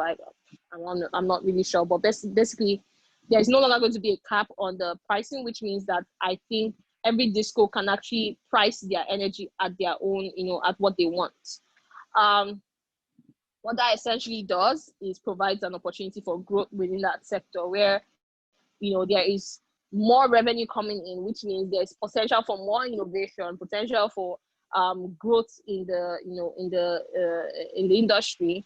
But I think they also put a clause somewhere which may or may not impact the growth of the innovative side of things. I think my understanding is, and I'm not sure yet, is that they have put it in there that only banks can collect money in the power sector for energy being generated or created, whatever, energy being sold to end users. Now, think of all the different players who are today already selling energy. You have Buy Power, that was the first one that comes to mind. You have BT Pass, I think. You have I think there's even one or two in some super apps that I know, like OPay and the rest. They have some guys who provide that service where you can actually buy energy units. So all those guys, what that means is they can no longer do that. It means if I'm using layman understanding of what has been created, it means that only banks are allowed to collect money essentially they are trying to create visibility, being that there's only one area of I need to focus to know, okay, money is coming from. I'm not revenue assurance. I know where all the money is coming from. However, what they are doing is they are killing the growth of the industry because no other player can innovate around revenue energy unit dispensing. So all the smaller guys that used to vending energy on the small businesses that vend energy, those guys are dead. Well, if they can pivot, yeah, but essentially, if I use it as first assessment, those guys are basically dead if this comes into effect.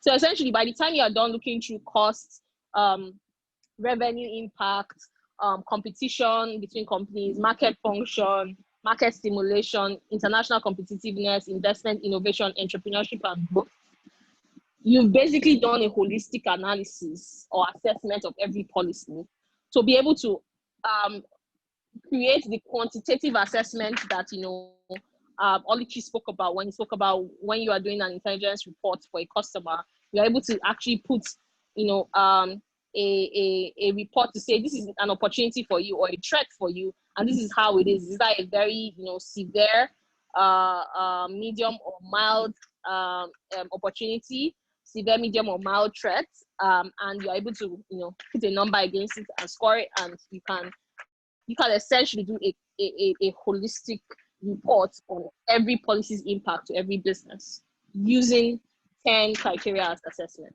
That's my 10. There may be one or two others that you may have some ideas on. But I think before I go further, I've been speaking for almost 40 minutes. I want to hear your questions first, what you think on what I've said, if there's any area you need clarification, or most importantly, if there are other areas you think I haven't cut across with my 10, it would be good to add those things to my to the repository and say this is a more criteria to look at when you assess a policy. So let's do that first before we go deeper into any other conversation. So let's go. Questions, comments, thoughts.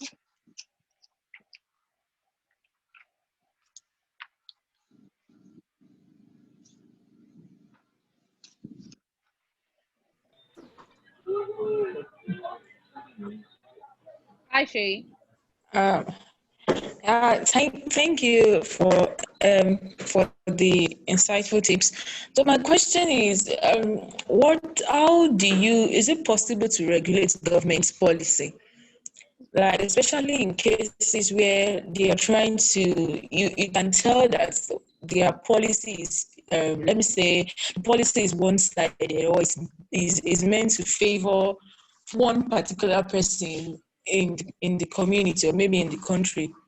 Perhaps On the the value person chain of is, that let me industry. say, an industry leader. Yes, and then just because maybe the person has been pivotal to maybe the economic growth and everything, so they want to give that person that opportunity to be the only person who has that, like a monopolist. Do you understand?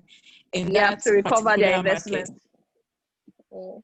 Yeah. Okay. So how do you regulate government policy? Because that's going to be a very big barrier to other small businesses or maybe upcoming businesses in that same market. So how do you regulate? Wonderful. Thank you for that question, Shay. Very, very interesting. I guess all of us, we pretty much know where this happens a lot. When you think of, the Dangote brand and how it has grown over time. When you think of, the Indomie brand, how it had a monopoly for a number of years. Same thing with MTN, where they had a monopoly for a significant number of years. I think it's not a cut and dry thing. So I'll explain. For a player in the market, for a player in the industry, to choose to put in significant amounts of investment into a country, it comes with clauses. Nobody goes into business for fun or for just because they love Nigeria. It's business, right?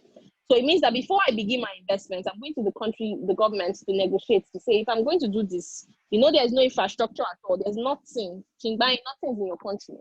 I want to do this, and this. But here's the thing, I must protect my investment. If I stimulate the demand in this market and I stimulate this market for you, which means I am growing your country GDP, I'm growing your economy, I'm growing you as a country, I must get my money back in 5x before somebody else comes and threatens my investment.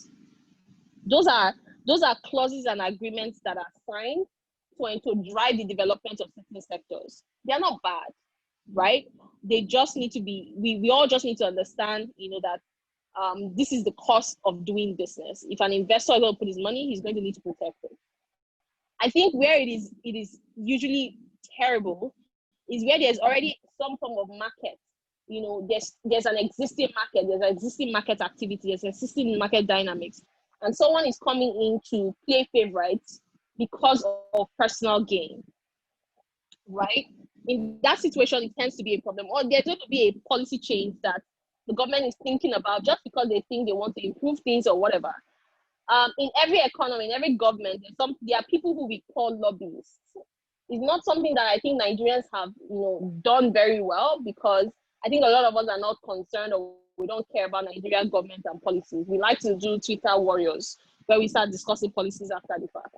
The fact remains that before every government implements everything, and it passes through National Assembly and all that, before a policy becomes a law, there are several stages it goes through, and that gives opportunity for lobbyists to actually start to, act, to discuss and drive inputs, or to include their thoughts and inputs into those policies.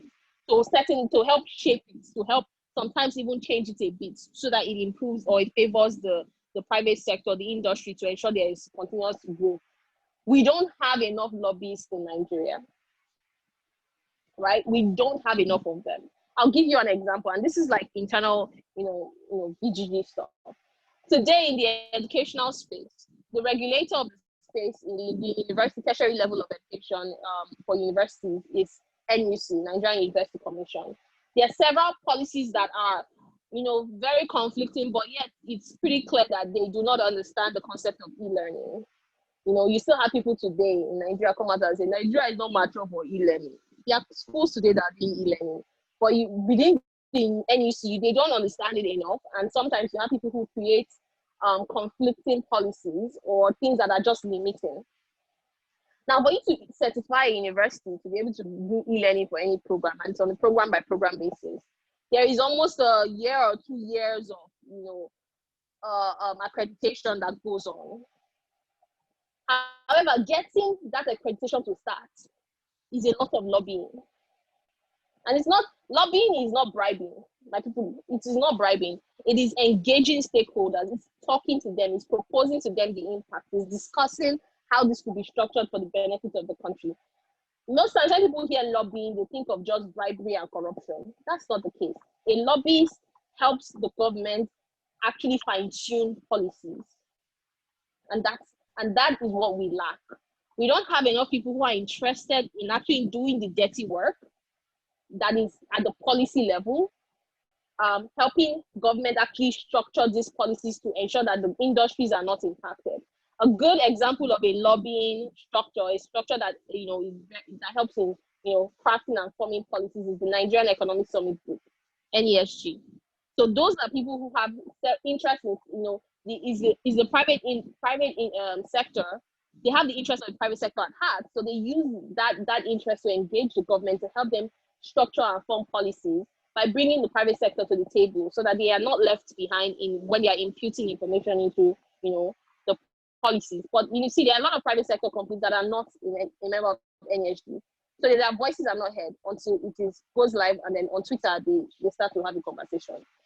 There is a deeper responsibility on the private sector side to get involved in the policy formulation. Of course, we know there's a responsibility on the government side to ensure that they invite the private sector to be part of it. However, I would say, from my own understanding, and this is my simple, honest, layman, knowledge of what's going on, we don't have a lot of private sector people who are interested in crafting policy or helping the government craft the right policies. And sometimes even when they impute, government also does not listen. So, but it's a dance. We always do this dance where we do back and forth. It's a very good example is like the CBN. Whenever they want to create, come up with any policy, and this is something that everyone does. They do a draft and they send it to everyone within the sector to impute. Send an email, send a letter. You read this draft that we have done, the exposure draft. Review it. Send your feedback. Any challenges you have, let's have it between now and this period. Once you send it in, we will consider them and we use that to update our policy. If there's no feedback gotten or there's nothing that actually really significantly changes the policy goes live. That is how policy is created. So the role of lobbyists is really, really important when it comes to crafting and, fine-tuning policies to benefit the industry. It's usually very difficult where the industry or the market does not exist today in the country, where someone's bringing their own money to put in. I mean, to be fair, if I'm putting money, I'm going to get my money out. So there's just so much anybody can do. But when there's an existing market, policy formulation has to involve the private sector. The problem is, does the private sector involve itself? Do they carry themselves to go and ensure that they're part of this process? So that is where the business itself has a role to play in ensuring that whatever policies exist within the sector they play in, they are proactive in ensuring that it is being crafted to the benefit of their business. I hope that answers your question. Yes, very well. Thank you very much. All right, great. I have someone whose number is 8832. I'm still shocked that it's just a number, but go ahead. Your mic is on.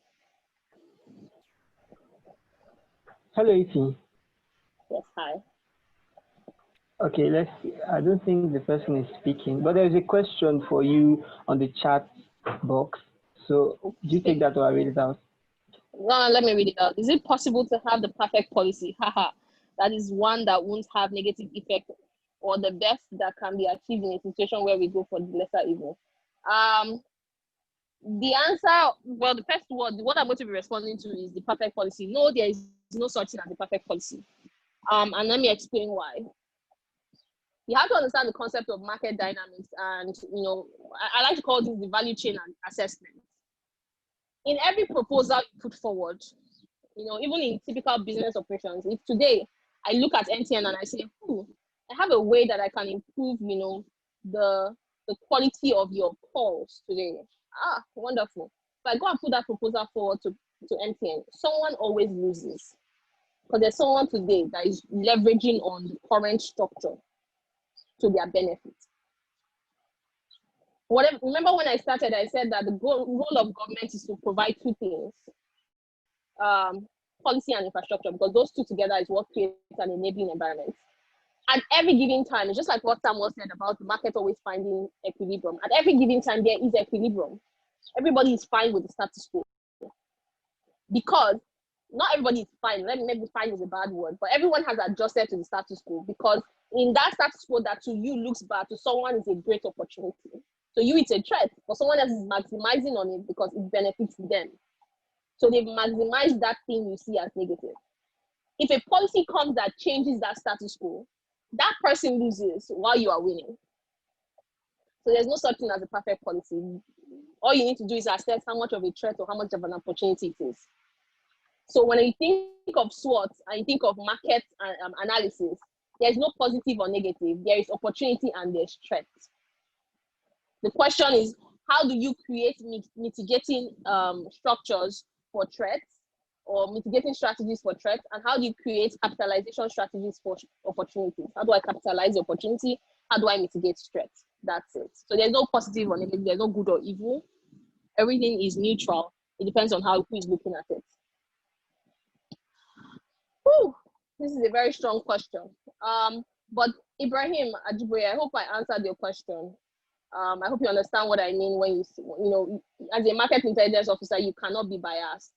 You can't be looking at things, well, you can be biased to a point, but you cannot be looking at things from a good or evil, positive or negative point of view. You have to be looking at it from a impact assessment point of view. What is the impact of this? Is this an opportunity or is this a threat? So I hope I have answered your question.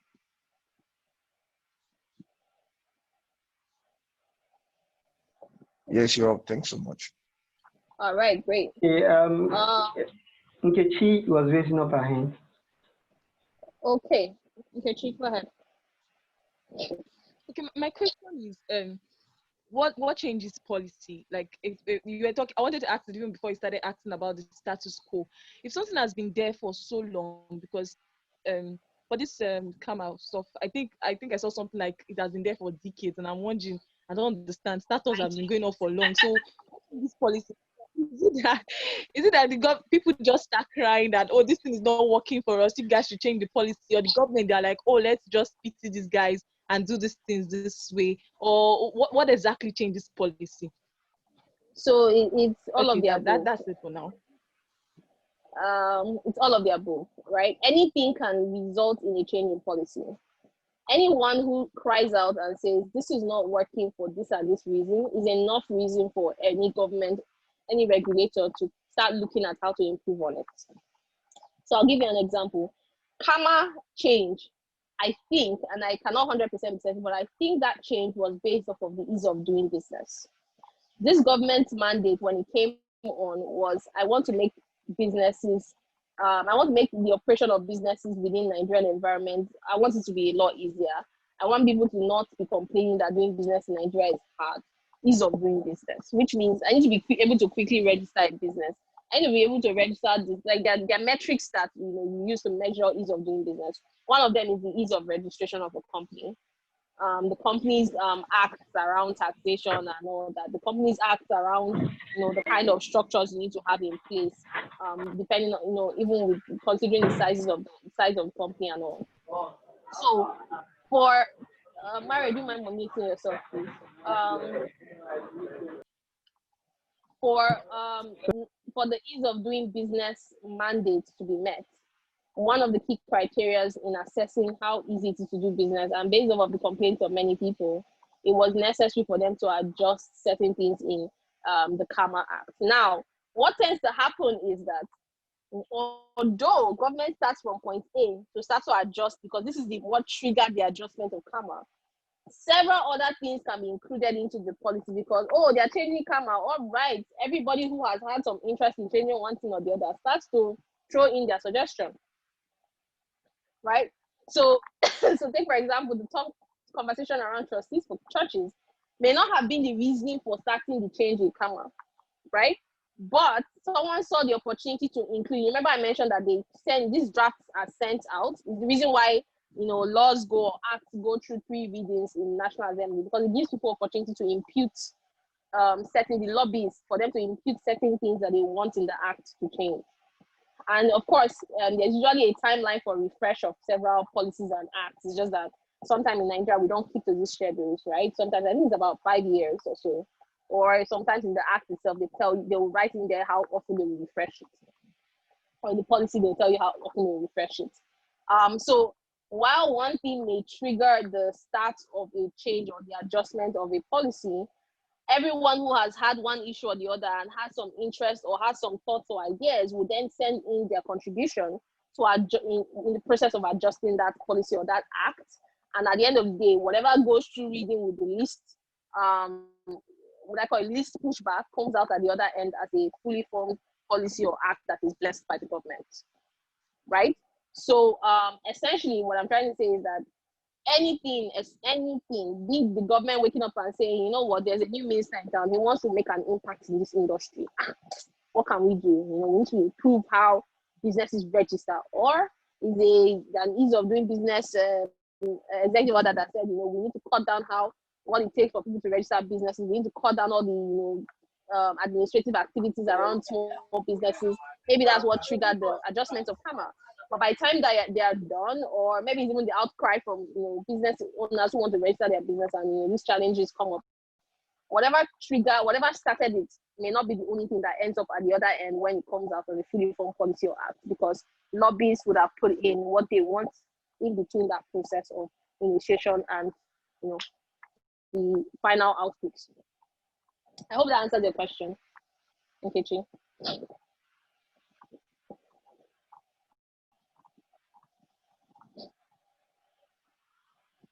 Hello, Nkechi. I hope that answers the question. Yes, you did. Sorry, I was typing in the chat, but yes, you did. Thanks. I didn't really hear you. Okay, yes, it did. Oh, you typed it in the chat room. Great. Thank you. So someone has a question in the chat room. How strong is our intellectual property policy? I don't know how to answer that for you. I think that strong is a relative term, right? So that means in comparison to something else. That is probably assessed by one body or the other. But off the top of my head, today, one of the biggest challenges I have with policies and regulations in Nigeria has always been enforcement. Nigeria, we are very good at creating structures and creating policies and creating rules and regulation. The problem has always been enforcement. Is there an intellectual property policy or act? Of course. Is there a body that is responsible for it? Of course, we have the body that is responsible for IPs and IP registration and even trademark registration and all that. We have that. The challenge, right, is enforcement. If today, how do I know someone is infringing on my IP? And when someone is infringing on it, what do I do? That's the question. Is there a written documentation of a policy? Yes. Is there a way to enforce it? As of today, I don't know. So I cannot say for certain that it is strong. The written words may be strong, but I don't know how to enforce it. And that for me is where the challenge lies. So I cannot categorically answer your question. I can only say from my point of view that it's very, very difficult for you to argue IP in Nigeria. All right. And then again, Nigeria is a complex location. Okay, are there any fixed regulations or policies that stay irrespective of the usual dynamics? Are there any fixed regulation or policies that stay irrespective of the usual dynamics? I don't think that there is anything that is fixed in the world. Honestly, I believe that in every scenario there is possibility of change. And as a person who is in management, in business, anyone who is involved in analysis, one of the most important things you have is that you have to understand for any business you are going into, you have to understand all the policies, all the enabling structures from that your business is riding on. And you have to understand the risk or the impact of change in that policy or that infrastructure. The fact remains that every government is well within its rights to get up and change any policy it has created. So I do not think that there's anything that is fixed or immovable. Even your constitution can be updated. So if today we are saying that every Nigerian has the right to breathe air, the government of Nigeria can get up and say today, we are changing our constitution. In Nigeria, you don't have the right to breathe air. Of course, there are considerations from the international point of view and all that. But if there are certain ways to countries somehow get some things done, and whether international bodies or not. So I don't think that there is any business that rides on or thinks that or has the luxury to think that there's any policy or any regulation that is fixed and will never change. That's a wrong way to approach business. Work with the assumption that it can change and it can change at any time. So I do not think so. That's my response. If there is one that you know of or one that you are thinking of, you can share. But I don't think, off the top of my head, I can't think of anything that cannot change. So that would be my response. I don't know if you have so that's Ajibola Salami. I don't know if you have any particular policy or regulation that you have off the top of your head that you are thinking of that cannot change or could possibly cannot change.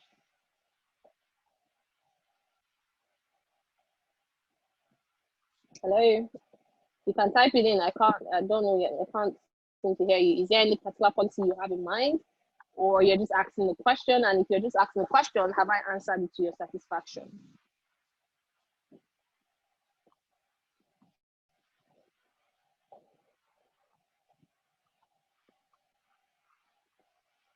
Oh. Okay, I'm not getting a response. Mario, I'll leave that to you. Okay, thank you so much, Ifi. So that last question, I'm just imagining if there were actually policies that cannot change. I mean, and then a particular person sees a business opportunity there, and he just wants to ride on that policy. You know, it would make people become lazy. You know, they stop thinking, okay, we have this policy and we are sure it won't change, so there's no need for us to keep doing research and stuff. And now, if that policy is let's say it promotes barrier to entry, for instance, now that would be another detriment. So I too have not seen or heard of any policy that cannot change, and I believe that the change is actually to the interest of businesses. So it just keeps entrepreneurs on their toes, ensure that they are constantly researching, learning, and trying to as well get involved in policy making. You know, like you made mention of the lobbyists, and I was also thinking, I was even going to ask you that do we really think that the Nigerian environment, business environment, supports lobbying? Because I feel like there seems to be some sort of repercussion. I don't know. That's what I feel. Like if somebody is trying to give in their voice too much, especially when there are certain government personnel that are trying to create this policy for selfish interest. So there tend to be like some sort of repercussions. Okay, you want to influence this. You don't want this policy to go the way we want. This would kind of be the repercussions you get, maybe exclusive to your business and stuff. So do you think that the Nigerian business environment supports lobbying? And would you encourage, and obviously you said that you would encourage more entrepreneurs, more businesses to be involved in lobbying, but are there some sort of protection? What if we lobby and then we are kind of faced with repercussions? So I struggle with what you mean by repercussions in lobbying. You don't go into lobbying for the sake of lobbying. You're not going there to have fun. You're doing it for a business purpose. So the first thing you need to understand is business is a cutthroat environment. Everybody's doing this for profit's sake. When you say what's it called, backlash for lobbying, I mean, if you don't like the policy I'm putting forward, go put forward yours. Nobody cares, honestly, to be fair. People who are in business understand the concept of business. Business is for profit. I'm not doing it to make people feel happy. I'm doing it for my own profit. My shareholders need to make a profit, which means I have to be completely selfish when I'm lobbying. That's a fact. Your job as the person who doesn't like what I'm being selfish about is to be selfish about what is important to you. That's business. So I think that with that in mind, there's no such thing as backlash for lobbying. You are going into it knowing that some people don't like what you are doing. You are doing it for your own selfish interest. Lobbyists are doing that for a selfish interest. It's like saying the marijuana guys who are lobbying in the US are worried about the backlash of people who do not like marijuana, maybe the people who are let's put in air quotes, very Christian and all. They don't care. They know your feelings already. They care about the fact that this is an industry I can unlock money, and if there are certain policies put in place that allow me to unlock the value, I make $1 billion. So yeah, I don't know if the question is valid with that in mind. Do you want to rethink that question, or do you still think that you want to rephrase it? Well, you've actually thrown some. You've answered a part of it. Basically, what I meant was the question was exclusive to this Nigerian environment, but you had already said it. If you want something, you go for it, and business is not to make anyone feel happy. So when you know that something is not going to favor your business, you speak up regardless. So I think you've answered the question. All right, there's a question for you in the chat room. All right. So I think I saw that. That said, you analyze policies using 10 factors, right? Are there models for analyzing policies? Are there models for analyzing policies beyond what you mentioned? So I won't say that there are models I can throw at you right now. Typically, when the basic frameworks that you tend to know about business and markets and industry analysis are, look at SWOT, and you look at the other one, which is PESTEL, of which when you think of regulation and its impact, you're looking at the P and the L in PESTEL framework. I don't know how many of you know the PESTEL framework, and I think Oluchi asked the same question yesterday. The PESTEL framework, PESTLE. The PESTEL framework helps you do market analysis and industry analysis across 6 areas: political, economic, social, legislative. No, they're not 6, they're 5. No, there's 6 actually. I need to see: social, technological, legal, and environmental, I believe. So the P and the L in there gives you an idea of regulations. The regulations cut across political and legal. So when you look at those 2 aspects of the PESTEL framework, you basically, that's where you spend time analyzing policies and regulations. Now, my 10 criteria are things that I look out for when I'm doing that PESTEL analysis. There are 10 things I think about, and those are 10 I've listed. I don't have a model. You can always Google search and you see a lot of frameworks. Every management consultant basically creates their own frameworks that are specific to them. So for example, while they may get similar results, the way Accenture, PwC, McKinsey, and Deloitte will look at policy analysis will be very different, because those are frameworks or criteria or approaches that they basically created for their internal purposes or for their internal use. So if you go online, you will see different management consultants will talk about how they approach analysis of policies. I have given you mine. You may find others online. What you can do is you can pick the best, you can combine many, you can create your own if you want to. But what it does is for you to be able to achieve what we call in management consulting MECE, M-E-C-E, mutually exclusive, mutually exclusive and conclusively, let's see, how do they even define MECE again? I've forgotten the MECE principle is segmenting information to be mutually exclusive and collectively exhaustive. So by the time you are done, your assessment or your analysis needs to ensure that you've not done overlap. So you've not overlap and repeated yourself because you're trying to assess stuff. So mutually exclusive, and then collectively exhaustive means that you've thought through every possible thing. In other words, every criteria or factor that you're analyzing needs to exclude what the other criteria looks at. That's why my 10 is kind of like easy to explain, because for me they are mutually exclusive. And together, by the time I'm done analyzing across those 10 areas, it's collectively exhaustive. So you can create your own frameworks. You can use people's existing frameworks or to do this analysis. But the key thing is at the end of the day, it has to be MECE, M-E-C-E, mutually exclusive, collectively exhaustive. So yeah, most management consultants, they create their own frameworks. So you will find multiple. I hope that answers your question. I think that was KO. I hope that answers your question. Yes, it does. All right, thank you. So Ajibola Salami says, in the case of lobbying, what would it not be to the advantage of top guns, since the smaller players may have relatively smaller lobbying power. Absolutely right.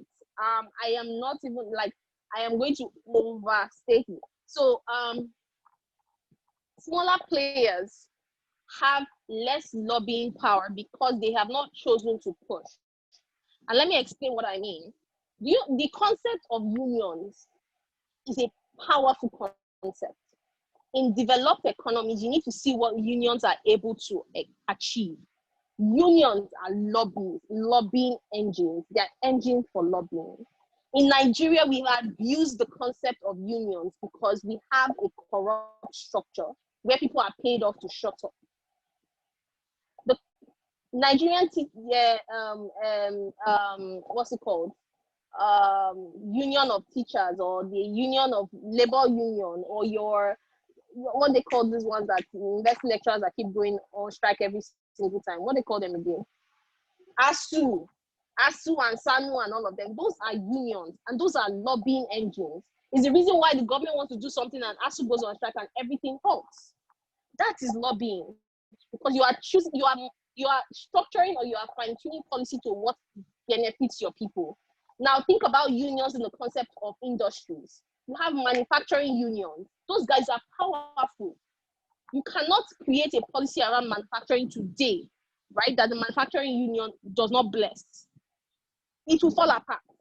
They will scatter everything. Now, what happens is that Nigerian small businesses do not join their unions. They do not join and bolster those unions. So it's those players, those senior players that are in the unions, that end up dictating what should happen. So we have a big problem in Nigeria where we do this blame game. Oh, I'm too small a player, so I don't want to join because they will not listen to me. But if you're not there, nobody will still hear your voice. If there were 1,000 small players and there were just 10 big players in a union, the 1,000 small players will be louder. But you see, the problem is the small players will never join their union to do these things that need to be done. So the big players control the market. We can't put the blame on government. We can't put the blame on the union. We put the blame on where it should be. The players who refuse to play. If you do not enter the court, you cannot score a goal. It's that simple, right? So in summary, this is why I said lobbying is not yet properly done in Nigeria, because even as a small business, you have a voice. That's what unions are for. Lobbyists do not. So I do not get up and just all of a sudden say I'm a lobbyist. I'm a lobbyist for someone. The lobbyists for the manufacturing union are the guys who policy experts that they've engaged within manufacturing union to study policies, tell them how it's going to impact them, and then fight back if required. Those are lobbyists. I hope you get my point. So we are not doing lobbying the right way, and that is the problem, right? That is how I would answer your question. I'm not saying that it's not happening. It's the fact that that is currently what's happening, but it's only because the smaller players have refused to play. That's my opinion. Alrighty. I hope that helps. Are there any way a business can better position itself to easily adapt to changes in regulations, some sort of head start? Are there ways that businesses can better position themselves to adapt to changes in regulation? Yes, and I'll give you. So when we thought of the concept of the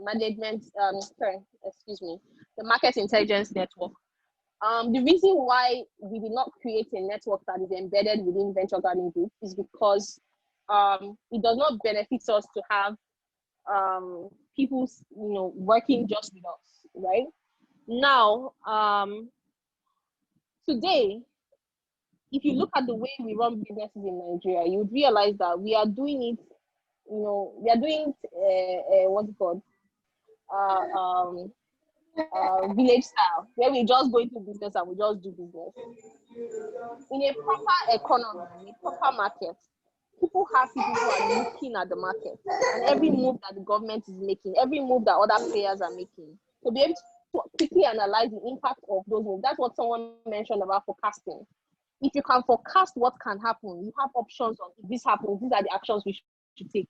If this happens, these are the actions we should take. If this happens, that is what market intelligence is about. I'm supposed to be watching the market, not just telling me what is happening today by looking at the news. I'm supposed to start to notice trends, and that is why trends was the next topic that we're saying. But I mean, a lot of time has gone. But if we start talking about trends, what has happened over time? What are the moves that all the players in the market are making? What is the predictive, or if I'm going to predict, what is the common sense next move that I expect them to make? Because I think that what they are doing is heading to this direction. Or what are the options of moves that they could potentially make? And I should have a game plan for each of it.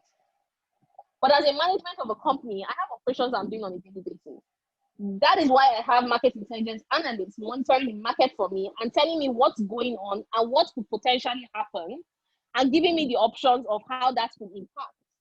What we are trying to train you in this network to be is smart enough to see those things, to be able to say, okay, this is what's happening in the market. This is what has happened over time. These are the possibilities of what people could potentially do, all the players could potentially do, either governments, my competition, or international players. This is what they could potentially do. And based off of these actions, when I do my analysis of the policy, the regulation, the actions, or whatever, this is how it could impact our business or your business, as even if it is I'm a freelance person, if I'm hired to do this for you, this is how it could impact your business. And based off of that, you as management of a business can now make a decision to prepare yourself for those impacts. That is what market intelligence is about. It's not just finding information that's happening today, not just running around in circles. These are strategic moves that businesses in developed economies use to ensure that they prepare for such things. And I'm hoping that more and more, as we spend more time in this network, you are beginning to understand the use of all this. We are creating a network, or we are training people on this, not just for the sake of internal, our internal operations, but you realize that our market in Nigeria is so nascent. We are so young. We don't understand what people do to ensure that they thrive in business. Market intelligence is one of it. Once you have that, you prepare every management for every potential, action, or every potential, not every, but the many potential things that could happen within their market, so that they are prepared for it. That is proactive planning. Every business goes into a new year with a plan for the year. What do you think fits into that plan? It's observation of the trend that has happened before, and what you call a projection, or where you are proactively, prospecting what could potentially happen the next year. And based off of that, you budget financially, but most importantly, you create your strategies. That is what it's about. And what feeds into that is market intelligence. So how do businesses prepare themselves, so that they can be better position themselves? It's through market intelligence. That is what market intelligence is about. Yeah, so predictive market intelligence, not even predictive, you are going too far. The word predictive does not even come into play. Market intelligence in of itself is predictive. Can help businesses better prepare for changes in regulation. Exactly. So that's the answer to your question. Here asks, are there fintech specific policies, or is fintech looked into with the other financial institutions, the bank, blah blah blah? So to answer that, I would say the CBN today is the regulator of everything financial, right? Now it's kind of tricky because fintech cuts across not just financial but also technology. So there are different regulations and policies that NITDAR, NCC, CBN create that impact several fintechs. Now, are there certain policies that are specific to fintechs today? One or two. Yes, you have one or two policies from the federal, from CBN, around how you get stuff like PPS, how you license yourself to do certain operations, and even what they call there's this recent policy around that people, there was kind of like an outrage in the fintech space around what it costs to get that license. There was this what's the name of the license? I know it starts from S. For the life of me, I can't remember. However, the CBN is becoming more and more conversant of the fact that fintechs are a major player in the financial space. So now I'm well aware. I'm actually quite aware of a few policies that they are creating specifically targeted towards fintech. Now, the one thing that a lot of regulators will tell you is that regulation is always behind innovation, and that's a fact, because a regulator's job is to see what is happening and start to put controls in place. It's not to create new innovation for new regulations for things that don't already exist. So innovation has to go ahead. disrupt the market, and then the regulator comes in to put in controls to stabilize the market again. That is the dance that we play all the time. However, most times what happens is that in Nigeria, the regulator is always so far behind, and because they really do not understand innovation a lot, they are so slow, and sometimes the initial policies that they release become stifling to innovation, as against helping innovation, continue to grow while also putting controls within the market. However, more with better trial, better errors, and what they call sandboxes. The sandbox is creating an open play for certain players in the market to do what they want to do, where the regulator observes it and then uses that observation to create, policies that everyone will be happy with. So you can just Google search regulatory sandboxes. Regulatory sandboxes are normal things that regulators do to help create, policies for new innovative spaces.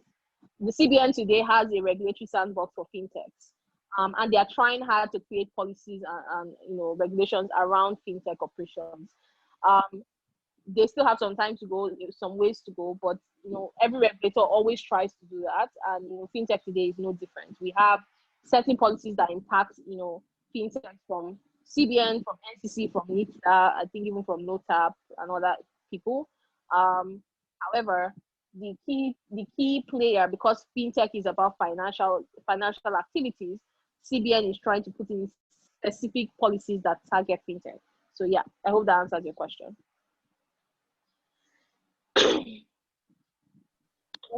Thanks. Thank you. I don't know if there's any other question, and unfortunately, I think we've spent like 30 minutes past the time. I wish I had, planned for more time. Unfortunately, I have something I planned for 5:30. If there is any other question, it would be great to have it so that we can go through it. If there are any other questions that come up after the fact, we can always send it over in the Slack chat room. But I'm hoping that I was hoping to go through one or two what's it called, policies that I think, or regulations that I feel like were of interest this year, that were quite interesting this year, that we can actually do like a conversation in Slack chat room around. And let me see how people are looking at it. By the time they analyze this across the 10 things I've said, which is cost, revenue, competition, market functions, market stimulation, international competitiveness, innovation, investment, growth, and entrepreneurship. By the time you do an analysis of these policies I'm going to call out in the chat room, I would love to like see how you're thinking about it, and then maybe correct one or two things here and there. So let me throw it out there so that we can continue the conversation in Slack. So I want you guys to read about and just over the course of next week talk about assess or analyze these policies that I'm going to call out right now in the chat room. And Mario, please take notes so I can put it up in the chat room and everyone can discuss individual threads. I want to hear everybody's thoughts on each policy across these 10 areas. The first is subsidy removal. This is obviously something that has always been a crazy problem in Nigeria. Remove subsidy on oil. Now I want to be very specific. Oil subsidy removal. That's a policy or a regulation I want you guys to analyze across these 10 areas. I want you to also analyze CBN's forex, what I call it, manipulation. So if you may not be aware, but this is why you need to go read a bit about it and think about the players in the market it affects. But every time there is there is movement of the naira value in the market, CBN comes out with a policy and puts a cap on how much people can sell dollar or foreign currency in Nigeria. They recently released one because you notice that the naira dollar exchange rate had gone up to almost 400 and something. It was tending towards 500 naira to a dollar. CBN towards, I think it was on Friday, released a circular that said BDC cannot sell dollar more than 386 naira to a dollar. This is negating, basically putting a cap on the market when they were already at 450 something or 60 something.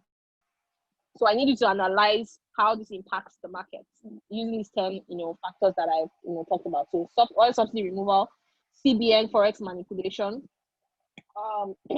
Look at the Lagos ride-hailing, the ban on Lagos ride-hailing regulation. This is the one on Uber and Bolt and the regular taxi hailing guys like Eco Cabs and all that. So Lagos ride hailing, I want your analysis on that. The Okada ban, I want your analysis on that. So that's the fourth one. The Nigerian regulation on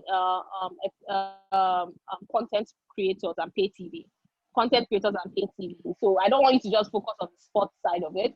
I need you to analyze it holistically on what it truly is, how it truly impacts the market as a whole. Then I want you to look at the power pricing conversation, the price of power, analyze it holistically on as well. So this is a recent stuff that came out that Nigeria is going to remove the cap on the energy unit pricing. And I think it was tied to the approval of a World Bank loan. So if you are searching for the details of it, look for it around that. Nigeria is, by September, needs to remove that cap because that's the only way it can access a certain loan from the World Bank.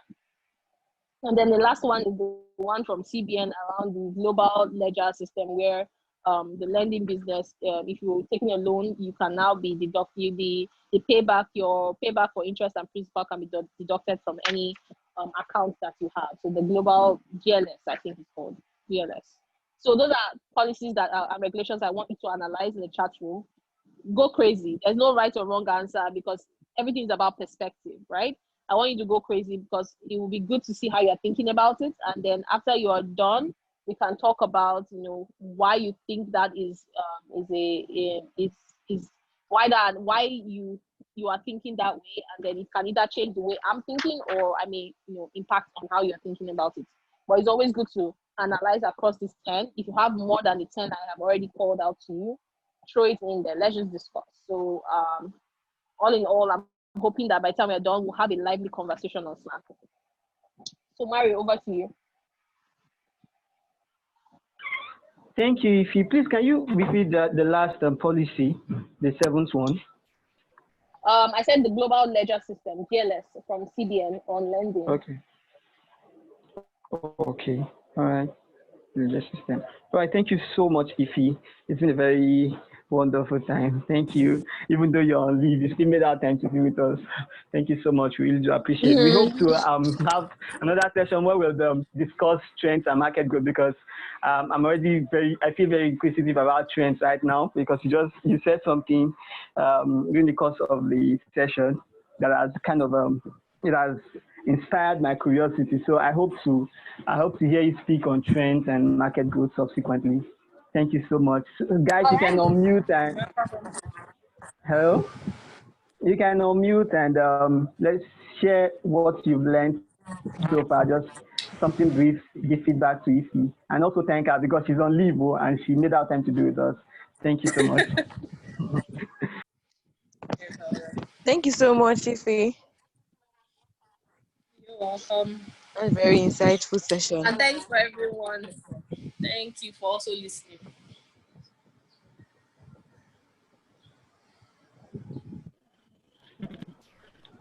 All right, we'll continue the conversation. Thank you so much. Your explanations are so clear and educative. Thank you so much. I really have learned a lot today. Thank you so much. It was very insightful. Thank you, Ify. Thank you, Belen. Thanks, Alvin. Alrighty, thank you, Ibrahim. Thank you. I'm hoping you guys, it was exciting for you and enlightening. So let's continue conversation on Slack and let's see how much we can cover based off of real life example of policies, how we analyze them. Thank you. I have to run now because I have like a 5:30, but I hope you guys enjoy the rest of the weekend.